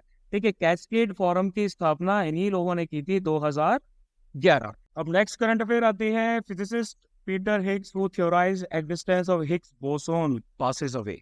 ठीक है, इनका नाम है पीटर डब्ल्यू हिग्स। इनको नोबेल प्राइज भी दिया गया था फिजिक्स में। ठीक है, कब दिया गया था, 2013 में ज्वाइंटली दिया गया था फ्रैंकोइस इंग्लैंड के साथ। ठीक है, for the theoretical discovery of mechanism influencing origin of subatomic particle mass. इसके साथ साथ उन्होंने 1964 में जो है एग्जिस्टेंस ऑफ हिग्स बोसोन के बारे में थ्योरीज भी दी थी। फाइनली 2012 में इसको डिस्कवर किया गया था LHC के द्वारा, लार्ज हेड्रॉन कोलाइडर के द्वारा। वर्ल्ड का लार्जेस्ट पार्टिकल एक्सेलरेटर है, जो कि यूरोपियन पार्टिकल फिजिक्स लेबोरेटरी सर्न स्विट्जरलैंड में लोकेटेड है। नेक्स्ट बात करेंगे 55th United Nations human rights council UNHRC appoints an expert on human rights and climate change CC। तो प्रीवियसली 2021 में UNHRC ने रेजोल्यूशन पास किया था on human rights and climate change. उसके द्वारा कुछ लोगों के राइट्स को रिकॉग्नाइज किया गया जो कि वनरेबल सिचुएशंस में आ जाते हैं, है ना, जो कि क्लाइमेट चेंज के द्वारा जो इफेक्ट्स आ रहे, नेगेटिव इम्पैक्ट आ रहा है, उसके द्वारा डिस्प्रोपोर्शनली अफेक्टेड रहते हैं। अब ह्यूमन राइट्स के इंटीग्रेशन की क्लाइमेट चेंज के साथ क्या जरूरत है, तो सबसे पहली बात ये समझ लीजिए कि क्लाइमेट चेंज की वजह से अलग अलग ह्यूमन राइट्स पे बहुत भयंकर असर पड़ता है, including right to life, food, etcetera. ठीक है, तो यहाँ पर inter governmental panel on climate change जो है वो ये बताता है कि जो marginalise section of the societies है वो ज्यादा क्लाइमेट चेंज के लिए वनरेबल रहते हैं। ठीक है, इनका जो इंटीग्रेशन किया जाएगा, इससे क्लाइमेट चेंज के जो इफेक्ट्स है, इम्पैक्ट्स है, उनको मिटिगेट किया जा सकता है ना। तो फिर किस तरीके से ह्यूमन राइट्स को इंटीग्रेट किया जाना चाहिए क्लाइमेट चेंज के साथ में, तो उसमें अल्टरनेटिव एनर्जी सोर्सेज जो है उनको प्रमोट किया जाना चाहिए, लाइक फॉरेस्ट कंजर्वेशन वगैरह and promotion of alternate energy sources. ठीक है, अफेक्टेड कम्युनिटीज को design and implementation of climate change projects में इंक्लूड किया जाना चाहिए, एक्सेस दिया जाना चाहिए उनको अगर उनके राइट्स वायलेट हो रहे हैं तो। इसके लिए कुछ आपके इनिशिएटिव्स भी आए थे, फॉर एग्जांपल पेरिस एग्रीमेंट आया था 2015 में। ठीक है, जेनीवा प्लेज आई थी on human rights and climate action, ये भी 2015 में आई थी। नेशनल लेवल पे देखें तो भाई हमारे पास आ जाती है NAPCC, national action plan climate change, environmental protection act 1986 वगैरह। और सुप्रीम कोर्ट ने भी right to be free from adverse effect of climate change को क्या माना है, एक राइट के तौर पर रिकॉग्नाइज किया है। आगे बात करेंगे परिवर्तन चिंतन और tri service brainstorming to propel jointness and integration in the armed forces was organised. तो भाई डिफेंस फोर्सेस की जो जॉइंटनेस है, इसका सिंपल सा मतलब है कि तीनों जो फोर्स सर्विसेज हैं ये आपस में काम करते हुए प्रॉपर सिनर्जाइज तरीके से काम करें, सिनर्जी रहे इनके बीच में, एक दूसरे की यूनिकनेस को तो रिस्पेक्ट करना ही करना है और ऑप्टिमम रिजल्ट्स प्राप्त करने हैं, डुप्लीकेशन नहीं होना है ना। तो जॉइंटनेस कैसे फर्दर आगे बढ़ सकती है, जॉइंटनेस से फर्दर डिफेंस फोर्सेस का इंटीग्रेशन हो सकता है, फॉर्मल कंबाइनिंग हो सकती है कॉन्स्टिट्यूएंट एलिमेंट्स की एक सिंगल स्ट्रक्चर में, है ना, रिसोर्सेज एक साथ यूज किए जा सकते हैं। जैसे कि भाई हमारा जो टर्म आता है ना जिसको कहा जाता है थिएटराइजेशन, है ना, इससे क्या हो सकता है, इससे तीनों सर्विसेज की कैपेबिलिटीज इंटीग्रेट हो सकती हैं। ठीक है, उसके बाद आते हैं NGT directed Punjab government to disclose how it will achieve its target to curb stubble burning incidents. पराली जलाने को लेके भाई एनजीटी ने पंजाब गवर्नमेंट से पूछा है कि वो कैसे अपने टारगेट्स को अचीव करेगी। अब अगर हम एनजीटी की बात करें तो भाई इनको एस्टेब्लिश किया गया था एनजीटी एक्ट 2023 के तहत, स्टैट्यूटरी बॉडी के तहत इनको एनजीटी एक्ट 2010 में एस्टेब्लिश किया गया। ठीक है, इनको चेयरपर्सन जो है वो हेड करता है एनजीटी का, जो भाई चेयरपर्सन रहता है। मेंबर 10 से 20 जुडिशियल के साथ साथ एक्सपर्ट मेंबर्स भी रहते हैं। अब भाई क्वालिफिकेशन क्या चाहिए होती है, कोई भी इंसान जो है वो या तो सुप्रीम कोर्ट का जज हो या हाई कोर्ट का जज रह चुका हो, है ना, चीफ जस्टिस रह चुका हो, वो चेयरपर्सन और जुडिशियल मेंबर के तौर पे एक्ट कर सकता है। और कोई इंसान जो सिर्फ आपका हाई कोर्ट का जज रहा हो वो सिर्फ आपका जुडिशियल मेंबर के तौर पे सर्व कर सकता है। ठीक है, मैंडेट की बात की जाए तो एक स्पेशलाइज्ड जुडिशियल बॉडी जिसके पास एक्सपर्टीज होती है solely to adjudicate environmental cases in the country. Environmental cases के मामले में दखलंदाजी ये लोग करते हैं। ठीक है, एप्लीकेशन जो इनके पास पड़ी रहती है, अपील जो इनके सामने पड़ी रहती है, उनको 6 महीने के अंदर इनको सॉल्व करना होता है, डिस्पोजल करना होता है।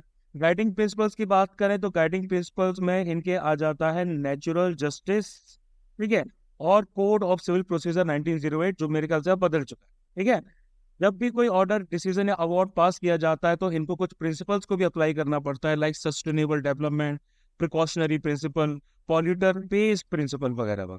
पावर्स की बात की जाए तो सिविल कोर्ट के बराबर की पावर रहती है, स्यू मीटो यानी कि स्वतः संज्ञान भी ले सकते हैं ये किसी मैटर का, और रिलीफ भी प्रोवाइड करा सकते हैं in the form of compensation and damages to affected person.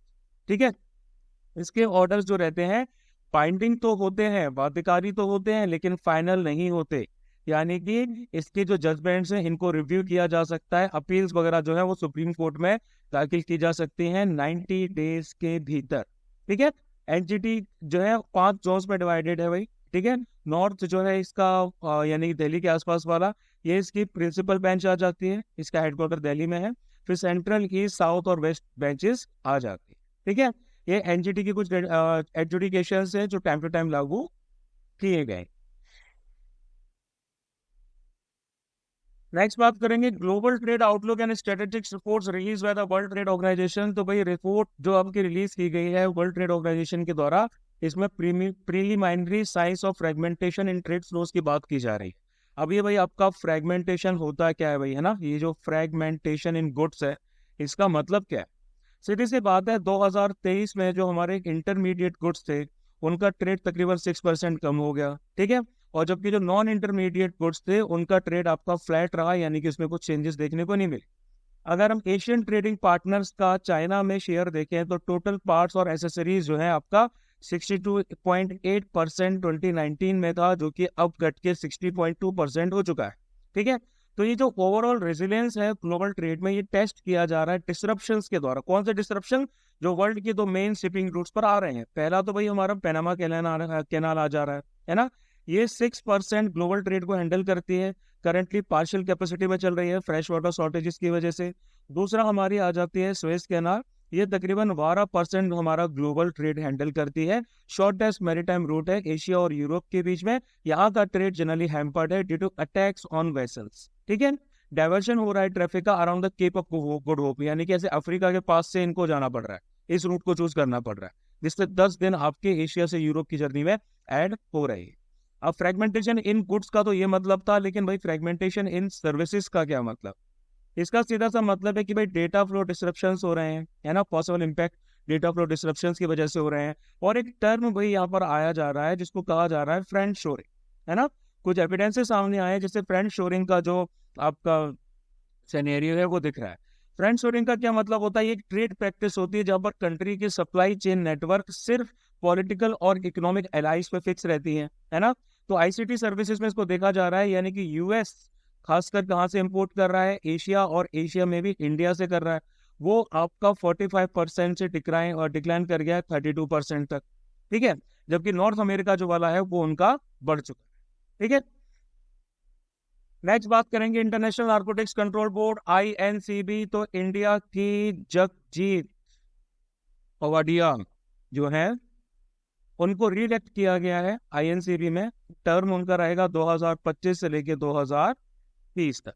आईएनसीबी की बात करें, एक independent quasi judicial monitoring body है for implementation of United Nation International Drug Control Convention. ठीक है, इसको 1968 में एस्टेब्लिश किया गया था in accordance with single convention on narcotic drugs 1961। उस कन्वेंशन के हिसाब से उसको सेटअप किया गया था।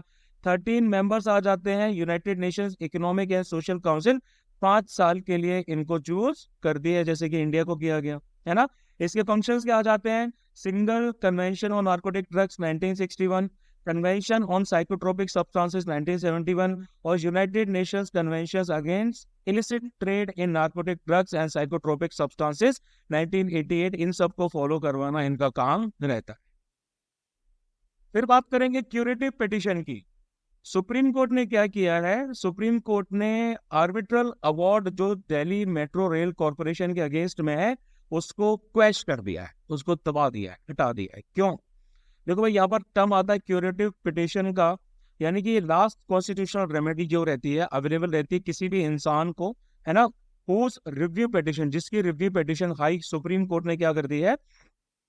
डिसमिस कर दी है। ठीक है, तो अगर हम बात करें रूपा अशोक हुर्रा वर्सेस अशोक हुर्रा केस की, है ना, इस केस की बात करें तो यहाँ पर जो क्यूरेटिव पावर थी कोर्ट की, it flows from article 142। Article 142 क्या रहता है? Power to do complete justice. तो क्यूरेटिव पिटीशन इज इंटाइटल, अगर पिटिशनर क्या एस्टेब्लिश करता है? Violation of principles of natural justice होता है। ठीक है, जज सब्जेक्ट मैटर के साथ में उसका कनेक्शन फेल करने में डिस्क्लोज होता है, या फिर एक एप्रीहेंशन आता है कि भाई बायस हो सकता है, जजमेंट में बायस हो सकता है, जिससे पिटिशनर आपका इफेक्टिवली इफेक्ट हो सकता है। ठीक है, फिर आता है drugs and magic remedies objectionable advertisement act of 1954। तो सुप्रीम कोर्ट एक केस हियर कर रहा है। ठीक है, इस केस में मिसलीडिंग जो क्लेम्स हैं उनकी बात की गई है। एडवर्टीजमेंट में मिसलीडिंग क्लेम्स है एक आयुर्वेद रिलेटेड कंपनी के द्वारा, है ना। अब ये मिसलीडिंग क्लेम्स है ना, ये प्रोहिबिटेड रहते हैं under drugs and magic remedies objectionable advertisement act of 1954, है ना। इसमें हमारा आ जाता है सेक्शन 4। सेक्शन 4 इस एक्ट का प्रोहिबिट करता है कि एडवर्टीजमेंट जो किसी तरह का फॉल्स इंप्रेशन दे रहे हो, है ना, regarding the true character of a drug, वो प्रोहिबिटेड है। सेक्शन 5 ये बोलता है कि advertisement of magic remedies for treatment, दवा जादुई जो जड़ी बूटियां हैं उनका दवा क्या बोलते हैं यूज भी नहीं होना चाहिए। तो मैजिक रेमेडीज का सिंपल सा मतलब आ जाता है कोई भी चार्म, तलिस्मान, मंत्र, कवच वगैरह जिसके अंदर बोला जा रहा है कि इसके अंदर मिरेकुलस पावर्स हैं for the diagnosis, cure, mitigation of a disease, ऐसे। फिर आगे आप बात आएगी यूएसए जो है ना, उन्होंने बहुत सारे हैंड सैनिटाइजर्स को रिकॉल कर लिया है जिनके अंदर पाया जा रहा है मिथेनॉल, है ना। एफडीए ने वार्न किया है कि मिथेनॉल के एक्सपोजर की वजह से नोजिया हो सकता है, coma, seizure, permanent blindness, permanent damage to the central nervous system या डेथ भी हो सकती है। मिथेनॉल का मतलब होता है CH3OH, OH इसमें जुड़ा रहता है, ठीक है, ये हमारा CH3 है। इसको वुड अल्कोहल के नाम से भी जाना जाता है, ठीक है। कलरलेस और फेयरली वॉलेटाइल लिक्विड होता है, स्वीट पंजेंट ऑर्डर होता है इसके अंदर, कंप्लीटली वाटर के साथ ये मिक्स हो जाता है। इसको एक अल्टरनेटिव फ्यूल भी माना जाता है। सिंथेटिक डाई स्टफ्स में, फार्मास्यूटिकल्स में, परफ्यूम्स वगैरह में यूज किया जाता है, ठीक है। मिथेनॉल पॉइजनिंग भी होती है भाई, उसका भी ट्रीटमेंट किया जाता है। उसके लिए आप एथेनॉल या फिर एंटीडोट जिसको कहा जाता है फोमेपाइजोल, उसको यूज किया जाता है। फिर बात करेंगे ग्लोबल हेपेटाइटिस रिपोर्ट 2024 की। तो इसको रिलीज किया गया है वर्ल्ड हेल्थ ऑर्गेनाइजेशन WHO के द्वारा, और इस रिपोर्ट में रिवील किया गया है कि इंडिया जो है वो तकरीबन 11.6% का ग्लोबल बर्डन कैरी कर रहा है, ठीक है। और इसको सेकंड नंबर पर रखा गया है after China for hepatitis B and C case, ठीक है। हेपेटाइटिस बी और सी के 11% केसेस जो है वो इंडिया के पास है। अब अगर हम हेपेटाइटिस की बात करें, बहुत बार ना न्यूज में आता है ये एक इन्फ्लेशन रहता है जो कि लीवर में होता है ना। अब लीवर में क्यों होता है? अलग अलग वैरायटी ऑफ इन्फेक्शनरी वायरसेस की वजह से नॉन इन्फेक्शियस एजेंट्स भी आ जाते हैं, like alcohol, auto immune drugs वगैरह, ठीक है। इसके पास अलग अलग तरीके टाइप्स आते हैं, ABCDE, ये 5 मेन स्ट्रेन्स आते हैं हेपेटाइटिस वायरस के। ये जो बी और सी है ना, ये क्रोनिक डिसीजेस से जुड़े हुए हैं, ठीक है, जो लंबे समय तक चलती हैं। और टुगेदर अगर ये एक साथ आ जाते हैं तो most common cause of liver cirrhosis हो जाता है, जिसकी वजह से लीवर कैंसर हो जाता है। वायरल हेपेटाइटिस रिलेटेड डेथ भी हो जाती है। वैक्सीन आपकी जो है वो टाइप बी के लिए अवेलेबल है, लेकिन टाइप सी के लिए अवेलेबल नहीं। फिर बात करेंगे पीजो इलेक्ट्रिसिटी की। तो कमांड हॉस्पिटल पुणे, पुणे का जो कमांड हॉस्पिटल है आर्मी वाला, ये फर्स्ट गवर्नमेंट हॉस्पिटल बन गया है इंडिया में to conduct successful piezo electric bone conduction hearing implants, जिसको कहा जा रहा है PCI। Piezo electric BCI system एक इम्प्लांटेबल मेडिकल इलेक्ट्रॉनिक डिवाइस है, जिससे जो आपके हियरिंग इम्पेयर्ड पेशेंट्स हैं, जो डेफ पेशेंट्स हैं, जो जिनकी सुनने की क्षमता काफी कम हो गई है, उनको दोबारा से सुनने की क्षमता उनकी जागृत की जा सकती है ना। पीजो इलेक्ट्रिसिटी की बात करें तो इसमें सीधा सा सिस्टम क्या रहता है कि भाई पॉजिटिव इलेक्ट्रिक चार्ज जो है वो एक सर्टेन नॉन कंडक्टिंग क्रिस्टल्स के साइड पे जागृत किया जाता है ना। और उसके साथ नेगेटिव चार्ज जो रहता है वो आपका अपोजिट साइड पे जागृत किया जाता है, जहां पर क्रिस्टल्स को मैकेनिकल प्रेशर दिया जाता है, ठीक। इसको वेरियस एप्लीकेशंस में यूज किया जाता है, microphone, sensor, piezo electric Motors वगैरह वगैरह। फिर बात करेंगे places in news, that is Republic of Ireland, capital is in Dublin. तो आयरलैंड को नए प्राइम मिनिस्टर मिले हैं, उनका नाम है साइमन हैरिस, ठीक है। पॉलिटिकल फीचर्स की बात करें तो ये आपका एक आइलैंड का पार्ट आ जाता है, ठीक है, जो कि ग्रेट ब्रिटेन के पास में ही आ जाता है। This is Republic of Ireland. Bordering countries की बात करें तो भाई यहाँ पर नदर्न आइलैंड आ जाती है इसके नॉर्थ में, ठीक है, जो कि यूनाइटेड किंगडम का पार्ट है। सराउंडिंग वाटर बॉडीज की बात कर लेते हैं तो वेस्ट में अटलांटिक ओशन आ जाता है, ठीक है। सेल्टिक सी जो है वो आ जाता है साउथ में, और आयरिश सी जो है वो आ जाता है ईस्ट में। आयरलैंड ग्रेट ब्रिटेन से नॉर्थ चैनल के द्वारा सेपरेटेड है, ठीक है, आयरिश सी से सेपरेटेड है, और सेंट जॉर्ज चैनल से भी सेपरेटेड। बाकी ज्योग्राफिकल फीचर्स की बात करें तो हाईएस्ट पीक इनकी जो है वो आ जाती है माउंट कैरेटो हिल, ठीक। लॉन्गेस्ट रिवर इज शैनन, और लार्जेस्ट लेक है लॉफ नियर। फिर बात करेंगे India helping 5 nations develop early warning system, EWS, India meteorological department chief. India क्या कर रहा है? कुछ देशों की मदद कर रहा है, जैसे कि नेपाल हो गया, मालदीव हो गया, श्रीलंका हो गया, बांग्लादेश हो गया, और मॉरिशस हो गया, ठीक है। इनकी हेल्प कर रहा है एक अर्ली वार्निंग सिस्टम डेवलप करने के लिए, ताकि जब एक्सट्रीम वेदर इवेंट्स होते हैं ना, तो उनसे इनको लॉस ऑफ लाइफ और प्रॉपर्टी ना हो सके, ठीक है। इंडिया के जो एफर्ट्स हैं ये बेसिकली आपके EW4 ऑल के पार्ट है, early warnings for all initiative जो है, जो कि यूनाइटेड नेशंस ने 2022 में लॉन्च किया था। इसी के एफर्ट में इंडिया इनकी मदद कर रहा है। EWS की बात करें तो EWS एक इंटीग्रेटेड सिस्टम होता है of hazard monitoring, forecasting etcetera. इसमें बहुत सारे प्रोसेसेस इंक्लूड रहते हैं, जैसे इंडिविजुअल्स, गवर्नमेंट्स को फैमिली एक्शन लेने के लिए क्या किया जाता है, इनेबल किया जाता है कि भाई डिजास्टर रिस्क को कम से कम किया जा सके। अब EW4 ऑल की बात करें तो इसका सिंपल सा मतलब आ जाता है, ये हर किसी को हजार्डस वेदर से, वाटर या क्लाइमेट इवेंट से बचाना है through EWS by the end of 2027। इसको वर्ल्ड मीटरोलॉजिकल ऑर्गेनाइजेशन जो है वो हेड कर रही है, और United Nations office for disaster risk reduction. ठीक है, आगे बात करेंगे plastic overshoot day 2024 report release by earth action. Plastic overshoot day जो है ये आपका वो पॉइंट आता है जहां पर अमाउंट ऑफ प्लास्टिक वेस्ट जो है उसने एक्सीड कर दिया है world capacity to manage it. इसकी वजह से होता है इन्वायरमेंटल पॉल्यूशन। ये किसी भी कंट्री के मिसमैनेज वेस्ट इंडेक्स के ऊपर बेस्ड रहता है।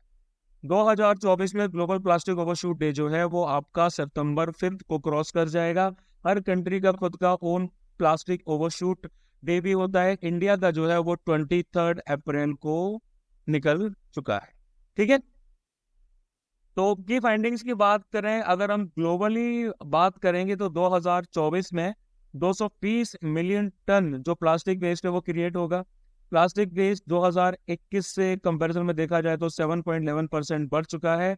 12 कंट्रीज वर्ल्ड के 60% मिसमैनेज प्लास्टिक वेस्ट की रिस्पॉन्सिबल है। टॉप 3 में चाइना, इंडिया और रशिया आ जाती है। इंडिया की बात की जाए तो इंडिया को लो वेस्ट प्रोड्यूसिंग पोल्यूटर्स के तौर पे जाना जाता है। ठीक है, और हमारी जो MWI है वो बहुत हाई है, लाइक 68% के आसपास है। Annual per capita plastic waste production हमारा 8 kg आ जाता है पर कैपिटा पर ईयर के हिसाब से, और amount of plastic waste exported जो हमारी है वो इम्पोर्टेड से क्या है, कम है। ठीक है, चिंताजनक बात है। अब आगे आएंगे, rising cyber threats pose serious concerns for macro financial stability wants international monetary fund IMF। तो IMF की ग्लोबल फाइनेंशियल स्टेबिलिटी रिपोर्ट 2024 के हिसाब से जो एक्सट्रीम लॉसेस हो रहे हैं साइबर इंसिडेंट्स की वजह से वो तकरीबन $2.5 बिलियन पहुंच चुके हैं। साइबर अटैक्स का जो नंबर है वो भी डबल हो चुका है कोविड-19 पैंडेमिक से अगर कंपेयर किया जाए तो। फाइनेंशियल फर्म्स पर अटैक्स आपके बढ़ रहे हैं, तकरीबन 1/5 आ जाते हैं ऑफ द टोटल, जिसमें से है बैंक्स पर किए जा रहे हैं, यानी कि 25% जो अटैक्स है वो बैंक्स पर किए जा रहे हैं, बाकी 75% बाकी की दूसरी फाइनेंशियल फर्म्स पे की जा रही है। ठीक है, रीजंस क्या आते हैं भाई ये साइबर इंसिडेंट जो फाइनेंशियल सेक्टर में बढ़ रहे हैं? सबसे पहली बात तो यह है कि डिजिटल फाइनेंशियल सर्विसेज जो है वो बढ़ रही है ना, जिससे आपका क्या हो रहा है कि हैकर्स के लिए एक टारगेट रिच इन्वायरमेंट मिल रहा है। हर कोई भाई डिजिटल सर्विसेज यूज करेगा तो उनके लिए सभी लोग टारगेट बन जाएंगे। इनसाइडर थ्रेट्स भी आ जा रहे हैं, यानी कि यूजर्स ने ऑथराइज्ड एक्सेस, ऐसे यूजर्स जिनके पास ऑथराइज्ड एक्सेस है एसेट्स की, वो मिसयूज करते हैं अपने प्रिविलेजेस को डेलिबरेटली या एक्सीडेंटली मॉनेटरी गेन के लिए। ठीक है, साइबर सिक्योरिटी स्किल गैप जो है उसकी वजह से फाइनेंशियल फर्म्स जो है वो साइबर थ्रेट्स का शिकार हो जाती हैं। जियोपॉलिटिकल टेंशन भी आ जाती है, लाइक साइबर अटैक्स आपके रशिया के और यूक्रेन के ऊपर इन्वेंशन के बाद काफी ज्यादा बढ़ गए थे। ठीक है, इनके बहुत बहुत इफेक्ट होते हैं मैक्रो फाइनेंशियल स्टेबिलिटी पे। लाइक अगर डेटा ब्रीचिंग होती है तो डेटा ब्रीचिंग की वजह से क्या होता है, आपका कॉन्फिडेंस खत्म हो जाता है in the viability of targeted institution, है ना। इसकी वजह से हाई डिपॉजिट आउटफ्लो होता है, लोग अपना पैसा वहां से उठा लेते हैं। साइबर अटैक्स अगर पेमेंट नेटवर्क्स पे किया जाता है तो उसकी वजह से क्या होता है, उसे ट्रेडिंग रुक जाती है, ऑनलाइन बैंकिंग वगैरह रुक जाती है, और कंट्री की फाइनेंशियल स्टेबिलिटी भी अंडरमाइन हो जाती है। साइबर अटैक्स आपके जो है वो और तेजी से प्रोपेगेट किए जाते हैं एक फाइनेंशियल सिस्टम के नेटवर्क्स में थ्रू फाइनेंशियल लिंकेजेस। इसकी वजह से मार्केट स्टेबिलिटी भी इम्पैक्ट होती है। ठीक है, वर्ल्ड साइबर क्राइम इंडेक्स की अगर हम बात करें तो ये इंडेक्स डेवलप किया गया था यूनिवर्सिटी ऑफ ऑक्सफोर्ड और उसके साथ साथ UNSW कैनबेरा के बीच का एक ज्वाइंट पार्टनरशिप थी। इंडिया 10th नंबर पे आ जाता है साइबर क्राइम में। हमारे जो फ्रॉड्स है ना, इसमें जनरली क्या होते हैं, लोग एडवांस फी पेमेंट्स कर देते हैं, बहुत सारी और भी चीजें आ जाती हैं, ये सबसे मोस्ट कॉमन टाइप में आ जाती है। रशिया ने लिस्ट को टॉप किया है थैंकफुली, और उसके बाद यूक्रेन और चाइना आ जाता है। आगे बात करेंगे जी, रिपोर्ट्स वगैरह बहुत जरूरी होती है यार, पढ़ लिया करो। ठीक है, किसने रिपोर्ट रिलीज की और रिपोर्ट का क्या कंटेंट था,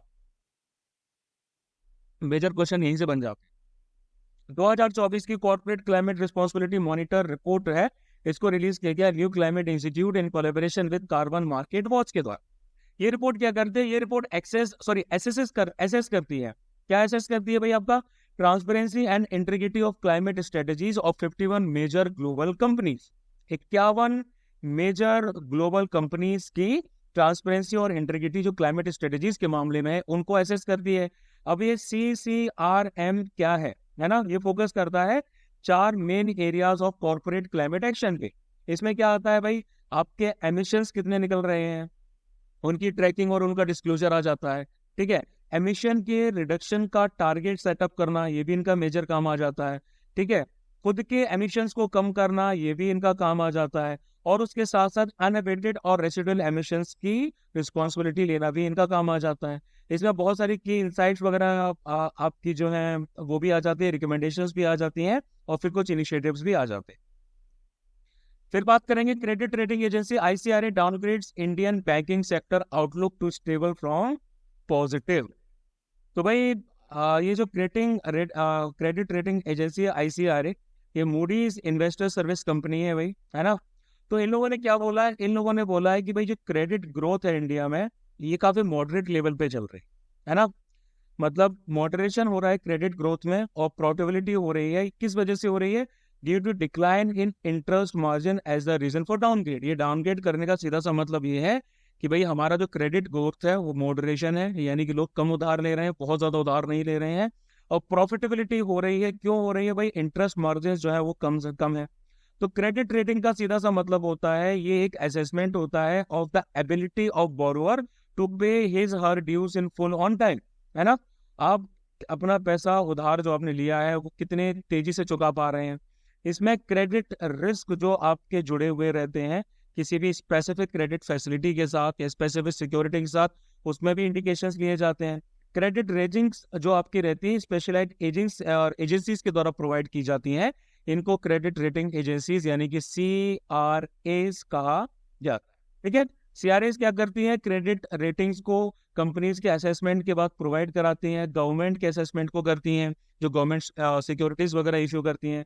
इसके साथ साथ CRAs आपकी बैंक लोन्स जो है उनको भी रेट करती हैं, कितने पानी में है, कितने पानी में नहीं है। ठीक है, कमर्शियल पेपर्स हो गए, फिक्स डिपॉजिट्स वगैरह हो गए, इनकी रेटिंग्स रहती हैं AAA यानी कि हाईएस्ट क्रेडिट क्वालिटी से लेकर D यानी कि डिफॉल्ट तक।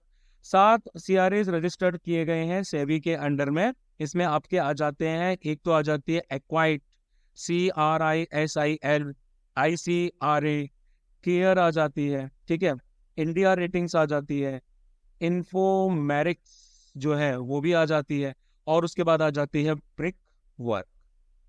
ठीक है, एक्सेप्ट ब्रिक वर्क रेटिंग्स, बाकी 6 CRAs जो हैं वो RBI एक्रेडिटेड डोमेस्टिक CRAs हैं। ठीक है, CRAs के रेगुलेशन की बात करें तो प्राइमरली इनको जो है वो सेबी के द्वारा रेगुलेट किया जाता है, गवर्न किया जाता है। SEBI credit rating agencies regulations 1999 के हिसाब से RBI एक्रेडिटेशन देती है CRAs को as external credit assessment institutions, ताकि वो बैंक लोन और फैसिलिटीज को रेट कर सके। ठीक है, लेकिन कुछ कंसर्न्स भी आ जाते हैं भाई CRA से रिलेटेड। वो कंसर्न्स क्या है भाई, कंसर्न्स आ जाते हैं रेटिंग शॉपिंग्स, है ना, ओपेक और फ्लॉड मेथोडोलॉजीज, पर्सनल बायस वगैरह, ये सब भाई ये लोग होते हैं, मतलब करते हैं, इसी वजह से इन पे कई ज्यादा पर भरोसा नहीं रहता। फिर बात करेंगे AUKUS partners focus on Indo Pacific security in shaping joint capabilities. तो ऑकस के जो भाई मेंबर हैं आ जा रहे हैं आपके ऑस्ट्रेलिया, यूनाइटेड किंगडम और यूनाइटेड स्टेट्स। ये कंसिडर कर रहे हैं कि भाई जापान के साथ भी कोऑपरेशन किया जाए on pillar 2 advance capabilities projects. AUKUS क्या है, ट्राइलैटरल सिक्योरिटी पार्टनरशिप है, 2021 में इसको बनाया गया था between USA, UK and Australia. इसका सिंपल सा इंटेंशन आ जाता है, ये तीनों जो गवर्नमेंट इन्वॉल्व हैं इनकी सिक्योरिटी को स्ट्रेंथन किया जा सके, एक दूसरे को सपोर्ट किया जा सके, डिफेंस इंटरेस्ट को प्रोटेक्ट किया जा सके। 2 प्राइमरी लाइंस ऑफ एफर्ट आ जाते हैं इसमें। पहला तो इनका पिलर 1 आ जाता है। ठीक है, conventionally armed nuclear powered submarines, इसके अंडर में UK और USA ऑस्ट्रेलिया को हेल्प कर रहे हैं न्यूक्लियर पावर्ड सबमरीन्स को एक्वायर करने के लिए। पिलर 2 जो आ जाता है इसमें एडवांस कैपेबिलिटी डेवलपमेंट वाली सिस्टम आ जाते हैं, यानी कि डेवलपिंग जॉइंट कैपेबिलिटीज वाला सिनेरियो आ जाता है, ताकि इंटर ऑपरेबिलिटी जो है वो बढ़ाई जा सके। साइबर कैपेबिलिटीज पे फोकस किया जा रहा है, AI पे फोकस किया जा रहा है, क्वांटम टेक्नोलॉजीज और एडिशनल अंडरसी टेक्नोलॉजीज पे फोकस किया जा रहा है। ठीक है, इंडो पैसिफिक रीजन में ऑकस का क्या इम्पैक्ट रहेगा भाई, तो ये चाइनीज इन्फ्लुएंस को काउंटर कर सकता है ना, एक बैलेंस ऑफ पावर बना सकता है एरियाज में। इसके साथ साथ मिलिटराइजेशन इस एरिया में बढ़ा सकता है, जिससे रीजनल टेंशंस बढ़ सकती हैं, जैसे कि फिलहाल भाई बांग्लादेश में हो रहा है। ठीक है, कंसर्न्स न्यूक्लियर प्रोलिफरेशन के बारे में भी उठ रहे हैं। ऑकस आपका क्वाड से डिफरेंट आ जाता है ना। ये भी एक स्ट्रेटेजिक ग्रुपिंग है, इंडो पैसिफिक रीजन के लिए है। ये फोकस करती है प्राइमरीली और defence partnership, while focus of quad जो है वो आपको पॉलिटिकल एंगल भी आ जाता है। ठीक है, क्वाड यानी कि क्वाड्रिलेटरल सिक्योरिटी डायलॉग, इसमें यूएसए, ऑस्ट्रेलिया, इंडिया और जापान आ जाते हैं, तो फ्री, ओपन, प्रॉस्पेरस और इंडो पैसिफिक रीजन के लिए कमिटेड। फिर बात करेंगे मर्सनरी स्पाईवेयर की, तो एप्पल ने कुछ वार्निंग्स इश्यूज किए हैं अपने यूजर्स के लिए in India and other countries of potentially mercenary spyware attacks. Mercenary spywares को डिजाइन किया जाता है ताकि वो रिमोटली इन्फिल्ट्रेट करते हैं, स्मार्टफोन्स को कॉम्प्रोमाइज करते हैं, डिवाइसेस को कॉम्प्रोमाइज करते हैं। इसमें यूजर्स की कंसेंट नहीं ली जाती, उनकी नॉलेज के बिना होता है। ये जो टारगेट्स होते हैं ना, मतलब इसमें स्पेसिफिक इंडिविजुअल्स को टारगेट किया जाता है, उनकी मूवमेंट्स को मॉनिटर किया जाता है, कम्युनिकेशंस को देखा जाता है और उनका प्राइवेट डेटा जो है वो चुराया जाता है। कुछ मर्सनरी स्पाईवेयर्स में एक तो आपका आ जाता है पेगासस, ठीक है, फिन स्पाई, और उसके साथ साथ एक आ जाता है गैलीली।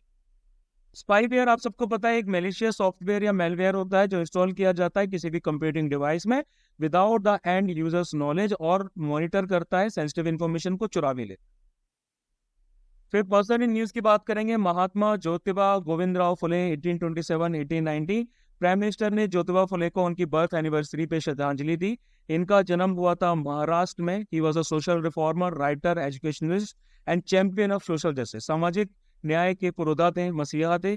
उन्होंने अपनी पत्नी सावित्री बाई फुले, काफी नाम सुना होगा आपने उनका भी, इनकी मदद से दोनों ने पहला गर्ल्स स्कूल सपोजली जो है 1848 में शुरू किया पुणे में, ठीक है, मॉडर्न इंडिया का। 1873 में उन्होंने सत्य शोधक समाज यानी कि ट्रुथ सीकर सोसाइटी की फाउंडेशन रखी ताकि इक्वल राइट्स लोअर कास्ट के लोगों को दिए जा सके। लिटरेरी वर्क में देखा जाए तो भाई तृतीय रत्न, गुलामगिरी, शेकटाचार्य, अशोक वगैरह जो है आ जाते। फिर बात कर लेते हैं बाओबाब ट्री की। तो global society for preservation of baobabs and mangrove जो है उन्होंने एक मिशन स्टार्ट किया है ताकि बाओबाब ट्रीज को रिजुविनेट किया जा सके। इनका जो जेनस है वो आ जाता है एडनसोनिया, ये इनका जेनस है, यानी कि यही ओरिजिनेशन है इनका। लॉन्ग लिव्ड आपके डेसिडियस होते हैं, छोटे पेड़ भी होते हैं, इसमें बड़े पेड़ भी होते हैं। 20 से लेके 100 फीट तक इनकी हाइट पहुंच जाती है। ट्रंक्स काफी ज्यादा ब्रॉड होते हैं, कॉम्पैक्ट टॉप होते हैं, इनके छतरी से बनी रहती है ऊपर। ये आपके इंडिया में मांडू में पाए जाते हैं, खासकर जो धार डिस्ट्रिक्ट आती है मध्य प्रदेश की। इसकी इनको अपसाइड डाउन ट्रीज के नाम से भी जाना जाता है क्योंकि ड्राई सीजन में इनके ऊपर क्या होते हैं, पत्तियां सारी इनकी झड़ जाती है ना, और ये एकदम नेकेड नजर आते हैं। इनकी जो ये जो ब्रांचेस हैं ये रूट्स की तरह दिखने लगती है, ठीक है। इनका जो फाइबर इनकी छाल से यानी कि बार्क से यूज किया जाता है, इससे रस्सियां बनाई जाती हैं, क्लोथ बनाए जाते हैं, म्यूजिकल इंस्ट्रूमेंट, स्ट्रिंग्स वगैरह बनाई जाती हैं। चलिए आगे बात करेंगे क्लस्टर डेवलपमेंट प्रोग्राम सीडीपी यानी कि सुरक्षा की। तो बहुत सारे स्टेट्स जो हैं वो सुरक्षा प्लेटफॉर्म का यूज कर रहे हैं for disbursing subsidies to horticulture farmers under the CDP, है ना। तो सीडीपी क्या है भाई? सीडीपी एक आपका कंपोनेंट है, सेंट्रल सेक्टर स्कीम का आ जाता है, ठीक है, ऑफ नेशनल हॉर्टिकल्चर बोर्ड यानी कि NHB। सीडीपी सुरक्षा की बात करें, सुरक्षा का मतलब आ जाता है system for unified resource allocation, knowledge and secure horticulture assistance, ठीक है। ये इंस्टेंट डिसबर्सल करता है सब्सिडीज का। ये सब्सिडीज आपकी भेजी जाती हैं फार्मर्स, उनको तुरंत दी जाती है उनके बैंक अकाउंट में। किसके द्वारा? ई-रुपी वाउचर के द्वारा, कि NPCI से जनरेट किया जाता है। इसके की फीचर्स में आ जाता है डेटाबेस इंटीग्रेशन PM किसान के साथ में, UIDAI वेरिफिकेशन वैलिडेशन के साथ में, जियो टैगिंग, जियो फेंसिंग वगैरह आ जाता है। सीडीपी सुरक्षा अलाउ करता है farmers, vendors, implementing agencies, cluster development agencies को एक्सेस अलाउ करता है। उसके बाद बात करते हैं यूरेशियन ऑटर की, जो कि बहुत क्यूट दिख रहा है। पहली बार इंडिया में यूरेशियन ऑटर जो है इसको रेडियो टैग्ड किया गया है। कहाँ पर इसको रेडियो टैग्ड किया गया है? सतपुड़ा के घने जंगलों में, यानी कि सतपुड़ा टाइगर रिजर्व, ठीक है, जो मध्य प्रदेश में लाई करता है। बाकी तो ऑटर स्पीसीज भी इंडिया में पाई जाती है। इंडिया में एक तो आप पाया जाता है स्मूथ कोटेड ऑटर, और दूसरा आता है आपका, इसका नाम है स्मूथ कोटेड, और उसके बाद दूसरा आ जाता है एशियन स्मॉल क्लॉड। ये हमारी कुछ आ जाते हैं अलग, ठीक है। तो यूरेशियन ऑटर की बात करें तो इसको साइंटिफिक नाम दिया जाता है लुट्रा लुट्रा। कंजर्वेशन स्टेटस IUCN ने इसको बोला है near threatened. Wild life protection act ने इसको शेड्यूल 1 में डाला है और साइट्स में भी अपेंडिक्स 1 में इसको डाला गया है ना। इसका डिस्ट्रीब्यूशन आपका पाया जाता है यूरोप में, इसके साथ साथ एशिया में और अफ्रीका में भी ये बंदा पाया जाता है। इंडिया में खासकर ये नदर्न पार्ट्स, नॉर्थ ईस्ट और सदर्न रीजन्स में पाया जाता है। ब्राउन फर होता है ना, ये एक्योटिक लाइफस्टाइल के लिए एडेप्टेड रहता है काफी ज्यादा, तो इसीलिए इसकी जो फीट है वो वेब्ड रहते हैं, जाले जैसे रहते हैं। और ability to close small ears and nose under water. Web3 की बात करेंगे, इंडिया का जो शेयर है in the global pool of Web3 developers वो इंक्रीज कर गया है। 2018 में मात्र 3% था, अब पहुंच चुका है 2023 में 12%। Web3 क्या है भाई? Web3 एक थर्ड जनरेशन है वर्ल्ड वाइड वेब की। ये peer to peer transaction allow करता है, इंटरेक्शन अलाउ करता है विदाउट इंटरमीडिएटरीज। ठीक है, ये वेब का वो वर्जन प्रोवाइड कराता है जहां पर आपके यूजर्स जिनका फाइनेंशियल स्टेक रहता है और ज्यादा कंट्रोल रहता है वेब पे, यानी कि लोग अपने डेटा पे ज्यादा कंट्रोल कर सकते हैं। इसमें crypto currencies, non fungible tokens वगैरह आ जाते हैं। Web3 वर्ल्ड में ब्लॉकचेन बेस्ड सोशल नेटवर्क्स भी होते हैं, इनको यूजर्स कलेक्टिवली ऑपरेट करते हैं रादर देन अ कॉर्पोरेशन। फिर आगे बात करेंगे फाइनेंशियल सर्विस इंस्टीट्यूशन को ब्यूरो यानी कि FSIB की। ठीक है, तो FSIB ने रिकमेंड किया है संजय शुक्ला को कि भाई संजय शुक्ला जो है इनको बनाया जाए managing director of national housing bank. ठीक है, FSIB की बात करें तो इसको 2022 में बनाया गया था under the department of financial services, जो कि मिनिस्ट्री ऑफ फाइनेंस के अंडर में आती है, बाय सेंट्रल गवर्नमेंट, और रिप्लेस कर दिया गया था भाई आपका बैंक बोर्ड ब्यूरो।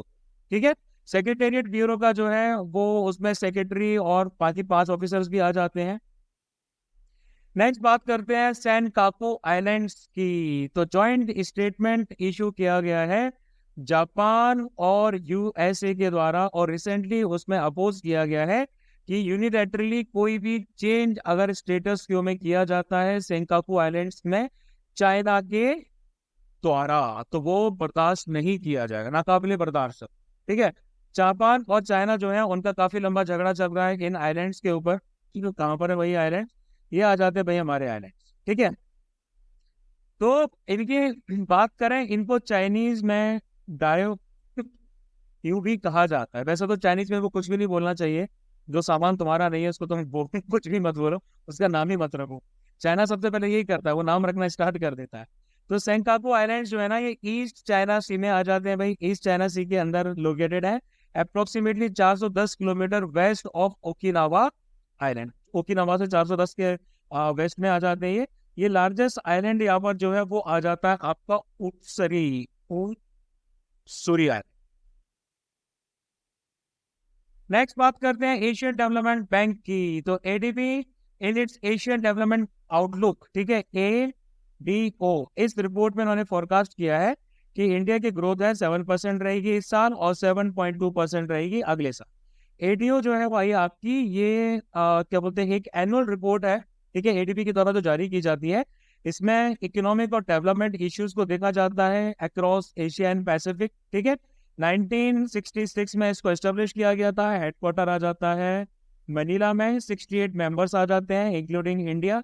एक्टिविटीज की बात की जाए तो providing loans, technical assistance, grants, equity investment for social and economical development project. Largest share holder आ जाते हैं जापान और USA। अदर प्रोमिनेंट रिपोर्ट्स इसके द्वारा जो पब्लिश की जाती हैं उसमें Asia Pacific trade facilitation report 2024 और एशिया बॉन्ड मॉनिटर 20 आ जाता है। उसके बाद बात करेंगे volcanic vortex rings BVR observe from the mount Etna. Volcanic vortex ring जो है इनको माउंट एटना से ऑब्जर्व किया गया है। ठीक है, इनको वॉल्केनिक स्मोक रिंग भी कहा जाता है। ऐसा लगता है जैसे कि वॉल्केनोज छल्ले उड़ा रहे हैं। ठीक है, ये तब जनरेट होते हैं जब गैस, खासकर वाटर वेपर, रिलीज की जाती है rapidly through a circular went of the volcanic crater. Mount Etna जो है वर्ल्ड का मोस्ट एक्टिव वॉल्केनो की कैटेगरी में आ जाता है, जो कि इटली के ईस्टर्न कोस्ट पर सिसिली में सिचुएटेड। ठीक है, इसके साथ साथ ये यूरोप का भी लार्जेस्ट वॉल्केनो आ जाता है, हाईली एक्टिव टेक्टोनिक जोन में लाई करता है, मेडिटेरियन सी रीजन में, जो कि मिड कॉन्टिनेंटल वॉल्केनिक बेल्ट के अंदर लाई करता है। बाकी इंपॉर्टेंट बेल्ट इसमें circum Pacific ring of fire और मिड अटलांटिक बेल्ट आ जाती है। ठीक है, उसके बाद बात करेंगे election commission of India for the first time provides facilitates of home voting in the coming 2024 election. तो भाई पहली बार क्या है कि भाई इलेक्शन कमीशन ऑफ इंडिया ने होम वोटिंग की प्रोसेस जो है वो अवेलेबल कराए हैं, है ना। ये इलेक्शन कमीशन का जो मोटो है ना, no voter is left behind, उसके ऊपर बेस्ड है। होम वोटिंग फैसिलिटी की बात करें तो इस बार जो आपकी वोटिंग है वो घरों से की जा रही है, फुल कंटिंजेंट पोलिंग स्टाफ का रहेगा, सिक्योरिटी पर्सनल जो है वो भी साथ में रहेंगे, सिक्योरिटी जो वोटिंग की है वो भी मेंटेन की जाएगी। इसमें PWDs आ जाते हैं, यानी कि पर्सन्स विद डिसेबिलिटीज आ जाते हैं, जो कि 50% बेंच मार्किंग डिसेबिलिटी डिसेबल है। सीनियर सिटीजन 85 ईयर्स से प्लस वाले भी इसमें आ जाते हैं। ठीक है, इसके साथ साथ और भी भाई बहुत सारी फैसिलिटीज दी हैं, लाइक ईज ऑफ वोटिंग दी है, जिसके द्वारा फॉर्म एम जो है वो कश्मीरी माइग्रेंट्स के लिए एबोलिश कर दिया गया है, जो जम्मू और उधमपुर में रह रहे हैं। स्वीप की फैसिलिटी आ जाती है, यानी कि systematic voters education and electoral participation, ताकि PWDs को इंगेज किया जा सके, उनके फ्रेंड्स, फैमिलीज, पोलिंग ऑफिशियल्स को सेंसिटाइज किया जा सके इसके मामले में। Proposed multi constituency remote electronic voting machine RVM भी आ जाती है, इसके द्वारा माइग्रेंट वोटर जो है वो अपने वोट को एक्सरसाइज कर पाएंगे अपनी करंट प्लेस ऑफ रेसिडेंस के द्वारा। पोस्टल बैलेट की फैसिलिटी भी भाई आपको दी गई है, इसके द्वारा आप अपना वोट पोस्ट के द्वारा भेज सकते हैं। कौन कौन लोग भेज सकते हैं भाई? स्पेशल वोटर्स आ जाते हैं, सर्विस वोटर्स आ जाते हैं, इलेक्शन ड्यूटी वाले वोटर्स आ जाते हैं, और इलेक्टर्स आते हैं जो कि प्रिवेंटिव डिटेंशन में जिनको रखा गया है। इसके अलावा प्रॉक्सी वोटिंग भी आ जाती है भाई, यानी कि रजिस्टर्ड इलेक्टर जो है वो अपने वोटिंग राइट्स को अपने रिप्रेजेंटेटिव को नॉमिनेट करके दे सकता है। ये सर्विस वोटर्स के लिए अवेलेबल। ठीक है, सर्विस वोटर में कौन आता है? आर्म फोर्सेस के members of police force of state, जो कि अपने स्टेट से बाहर सर्व कर रहे हैं। ठीक है, कोई ऐसा इंसान जो गवर्नमेंट ऑफ इंडिया के अंदर एम्प्लॉयड हो, है ना, इंडिया से आउटसाइड हो, और मेंबर ऑफ अ फोर्स जिसमें आर्मी एक्ट 1950 एप्लीकेबल रहता है। उसके बाद आ जाते हैं भाई कुचिपुड़ी की तरफ। कुचिपुड़ी डांस की बात करेंगे। रिपोर्ट्स ने हाईलाइट किया है कि जो आर्टिस्ट है कुचिपुड़ी डांस के, वो सर्वाइवल के लिए स्ट्रगल कर रहे हैं। अब कुचिपुड़ी हाईलाइट किया गया तो इसके बारे में बात कर लेते हैं। क्लासिकल इंडियन डांस फॉर्म है, ये ओरिजिनेट हुआ था आपका कुचिपुड़ी गांव जो है आंध्र प्रदेश का, वहां पर। ये अपने क्विक मूव्स के लिए जाना जाता है, लाइवली आई एक्सप्रेशन के लिए जाना जाता है। ठीक है, इसमें आपका एक प्रोसेस होता है, इसको कहा जाता है त्रंगम। ठीक है, डांस मूव होता है जो आपका ब्रास प्लेट जो रहती है, थाली रहती है, उसके ऊपर परफॉर्म किया जाता है with the help of feet. दो फॉर्म्स इसमें आ जाते हैं, ट्रेडिशनल म्यूजिक डांस ड्रामा, और सोलो डांस भी आ जाता है। इसमें सिद्धेंद्र योगी, एक वैष्णव पोइट और विजनरी जो थे, उन्होंने कुचिपुड़ी स्टाइल को यक्षगन से क्या किया था, 17वीं सेंचुरी में ऑब्टेन किया। तो बाकी कुछ और डिटेल्स हैं, इसको आप यहाँ पर देख सकते। फिर बात करेंगे सूडान कॉन्फ्लिक्ट की। तो तकरीबन 1 साल से कॉन्फ्लिक्ट सूडान में चल रहा है, एथनिक वायलेंस हो रहा है काफी ज्यादा, मिलियंस जो लोग हैं वो भूखे मर रहे हैं, एक्सट्रीम हंगर वाली सिचुएशन में है, लार्ज डिस्प्लेसमेंट का क्राइसिस यहाँ पर चल, है ना। अब अगर हम बाकी एरियाज की बात करें अफ्रीका में, जहाँ पर ऐसे मुद्दे चल रहे हैं, तो लीबिया आ जाता है, यहाँ पर ऑयल फील्ड्स को कब्जा करने की लड़ाई चल रही है। इथोपिया आ जाता है भाई, यहाँ पर इथोपिया जो आ जाता है, यहाँ पर टिग्रे वॉर चल रहा है। ठीक है, ठीक है। उसके बाद हमारा सोमालिया आ जाता है, यहाँ पर अल शहबाब के साथ में कन्फ्लिक्ट चल रहा है। डेमोक्रेटिक रिपब्लिक ऑफ कोंगो आ जाता है, यहाँ पर रेबल ग्रुप जो है, जिसको मार्च 23 कहा जाता है या फिर M23 कहा जाता है, वो भी लड़ाई दंगे मचा रहा है। उसके बाद आ जाते हैं भाई थर्ड लास्ट में या फोर्थ लास्ट जो भी है, वुपिंग कफ। बहुत सारे केसेस जो है वुपिंग कफ के देखे जा रहे हैं, चाइना में बढ़ते जा रहे हैं। वुपिंग कफ की बात की जाए, हाईली कंटेजियस होता है, रेस्पिरेटरी ट्रैक्ट इन्फेक्शन होता है। ये होता है आपका बॉर्डेटेला पर्ट्यूसिस बैक्टीरिया की वजह से। ये बैक्टीरिया क्या करता है, सिलिया के साथ अटैच हो जाता है, जो कि एक टाइनी हेयर लाइक एक्सटेंशन होता है, अपर रेस्पिरेटरी सिस्टम में पाया जाता है। ये सिर्फ ह्यूमंस में ही पाया जाता है ना।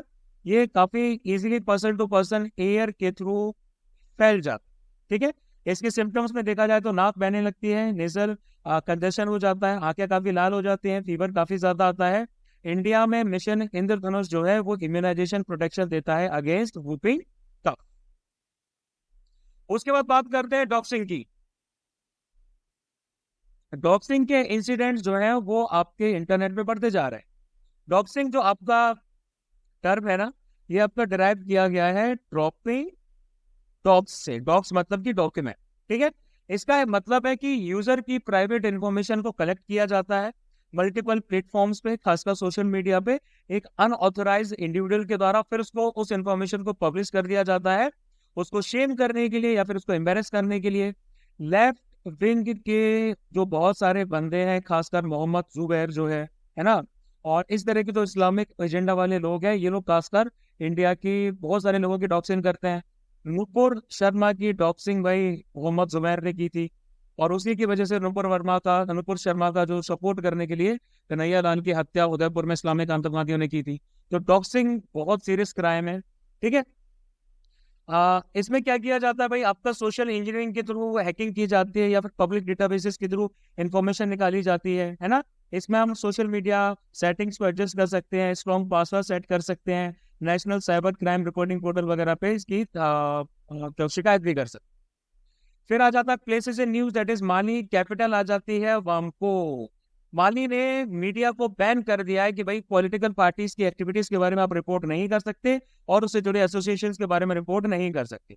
ये एक लैंड लॉक्ड कंट्री आ जाती है, आसपास समुद्र नहीं है, लैंड लॉक्ड कंट्री है, और इसकी वेस्टर्न अफ्रीका में आ जाती है, ठीक है। ये लाई करती है आपके अफ्रीका के सहेल रीजन में।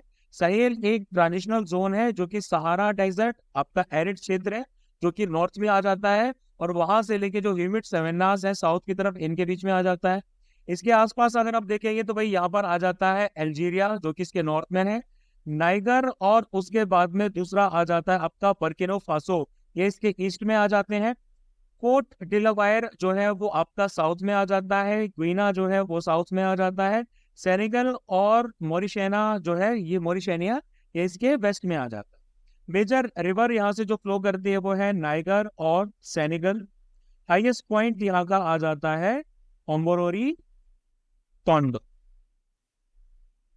उसके बाद आते हैं इंडिया फार्मासोपिया कमीशन की तरफ। तो रिसेंटली इंडिया फार्मासोपिया कमीशन जो है आईपीसी, उन्होंने ड्रग सेफ्टी अलर्ट जो है वो एक एंटी इंफ्लेमेटरी ड्रग जिसको कहा जाता है नाइमेसुलेट, इसके खिलाफ जारी की। अब अगर हम आईपीसी की बात करें, ऑटोनोमस इंस्टीट्यूशन है, ministry of health and family welfare के अंडर में आता है। बेसिक फंक्शन है स्टैंडर्ड्स ऑफ ड्रग्स के बारे में रेगुलरली अपडेट करना। ये रेगुलरली इंडियन फार्मासोपिया जो है आईपी को पब्लिश करता है। आईपी में आपके identity, purity and strength of drugs के बारे में स्टैंडर्ड्स बताए जाते हैं जो एसेंशियली रिक्वायर्ड रहते हैं हेल्थ केयर पर्सपेक्टिव के लिए for human beings and animal, ठीक है। ये फर्दर प्रमोट करता है rational use of generic medicine bye publishing national formulary of India. उसके बाद आ जाते हैं 75th, यानी कि भाई सेकंड लास्ट हमारी खबर आज की, रिटैप, रिन्यूएबल एनर्जी टेक्नोलॉजी एक्शन। पहला virtual joint working group meeting जो रिटैप का है वो आपका इंडिया और यूएसए के रिप्रेजेंटेटिव्स के बीच में हुआ। इसको इंडिया और यूएस ने ज्वाइंटली 2023 में अनाउंस किया था under strategic clean energy partnership SCEP, है ना। SCEP को 2001 में लॉन्च किया गया था। कोलैबोरेटिव एफर्ट आ जाता है between India and US to accelerate clean energy innovation and deployment. रिटैप का एम क्या है? इनका एम है भाई क्लीन एंड ग्रीन हाइड्रोजन को अवेलेबल कराना, विंड एनर्जी, ओशन और टाइडल एनर्जी पे फोकस कर। सबसे लास्ट आ जाएगा plankton aerosol climate ocean ecosystem PACE satellite. NASA की जो पेस डेटा है ओशन एटमॉस्फेयर क्लाइमेट पे, वो अब पब्लिक को अवेलेबल है। पेस आपका जो है इसको सन सिंक्रोनस ऑर्बिट में प्लेस किया गया था। इसका मतलब जो है ये हमेशा सन के रिलेटिव पोजीशन में ही आपकी प्लेस रहेगी। इसमें सेंसर्स आ जाते हैं, लाइक OCI आ जाता है, ओशन कलर इंस्ट्रूमेंट आ जाता है, HAR-2 आ जाता है, यानी कि हाइपर एंगुलर रेनबो पोलरीमीटर 2 आ जाता है। इसके साथ साथ आ जाता है SPECS-1, स्पेक्ट्रोपोलरीमीटर प्लानिटरी एक्सप्लोरेशन, ठीक है। अब उसके बाद में सीधे से आखिरी बात मैं आपको बता देता हूँ। सबसे पहले तो भाई इन वीडियोस को लाइक, शेयर और सब्सक्राइब कर लीजिए, बहुत बहुत ज्यादा जरूरी है। अगर आपको इतने ही हाई क्वालिटी के करंट अफेयर्स चाहिए, हाई क्वालिटी के कॉम्प्रिहेंसिव करंट अफेयर्स आपको सिर्फ प्रिफेस साथ में मिलेंगे, है ना। हम वो खेलना नहीं है यार, चीजों को लाइटली नहीं लेना है। चीज़ों को सीरियसली लेना है। करंट अफेयर्स हमारे बहुत ज़्यादा आते हैं, इसलिए हमने वीकली मंथली से वीकली पर भी अपना जो फोकस है शिफ्ट कर लिया है, ताकि करंट अफेयर्स आपको हाई लेवल के मिल जाए। मई के एंड तक के करंट अफेयर्स आप लोगों को मिल चुके हैं। जून जुलाई के और अगस्त के बचे हुए हैं, उनको रिसेंटली ये 10-15 दिन में हमें कंप्लीट करना है, वो भी आप लोगों को जल्दी मिल जाएंगे। इनके सारे वीडियोस भी हम लोग जल्दी कवर करेंगे, ठीक है। इसके साथ साथ आप जल्दी ही CAPF AC का जो नेक्स्ट बैच है वो स्टार्ट होने वाला है। अक्टूबर से भाई हम बैच सितंबर से हम बैच स्टार्ट करेंगे, ठीक है। इसके एडमिशन हम जल्दी अनाउंस करने वाले हैं। 2025 हमारा एम रहेगा, 5 महीनों का ये बैच स्टार्ट होगा, 1-2 दिन में इसको लॉन्च कर दिया जाएगा, ठीक है। आप लोग एनरोल कर सकते हैं। एनरोल करने के लिए 8839961158 पे आप लोग DM कर सकते हैं, ठीक है। तो बस आज के लिए इतना ही। जय हिंद टू यू ऑल।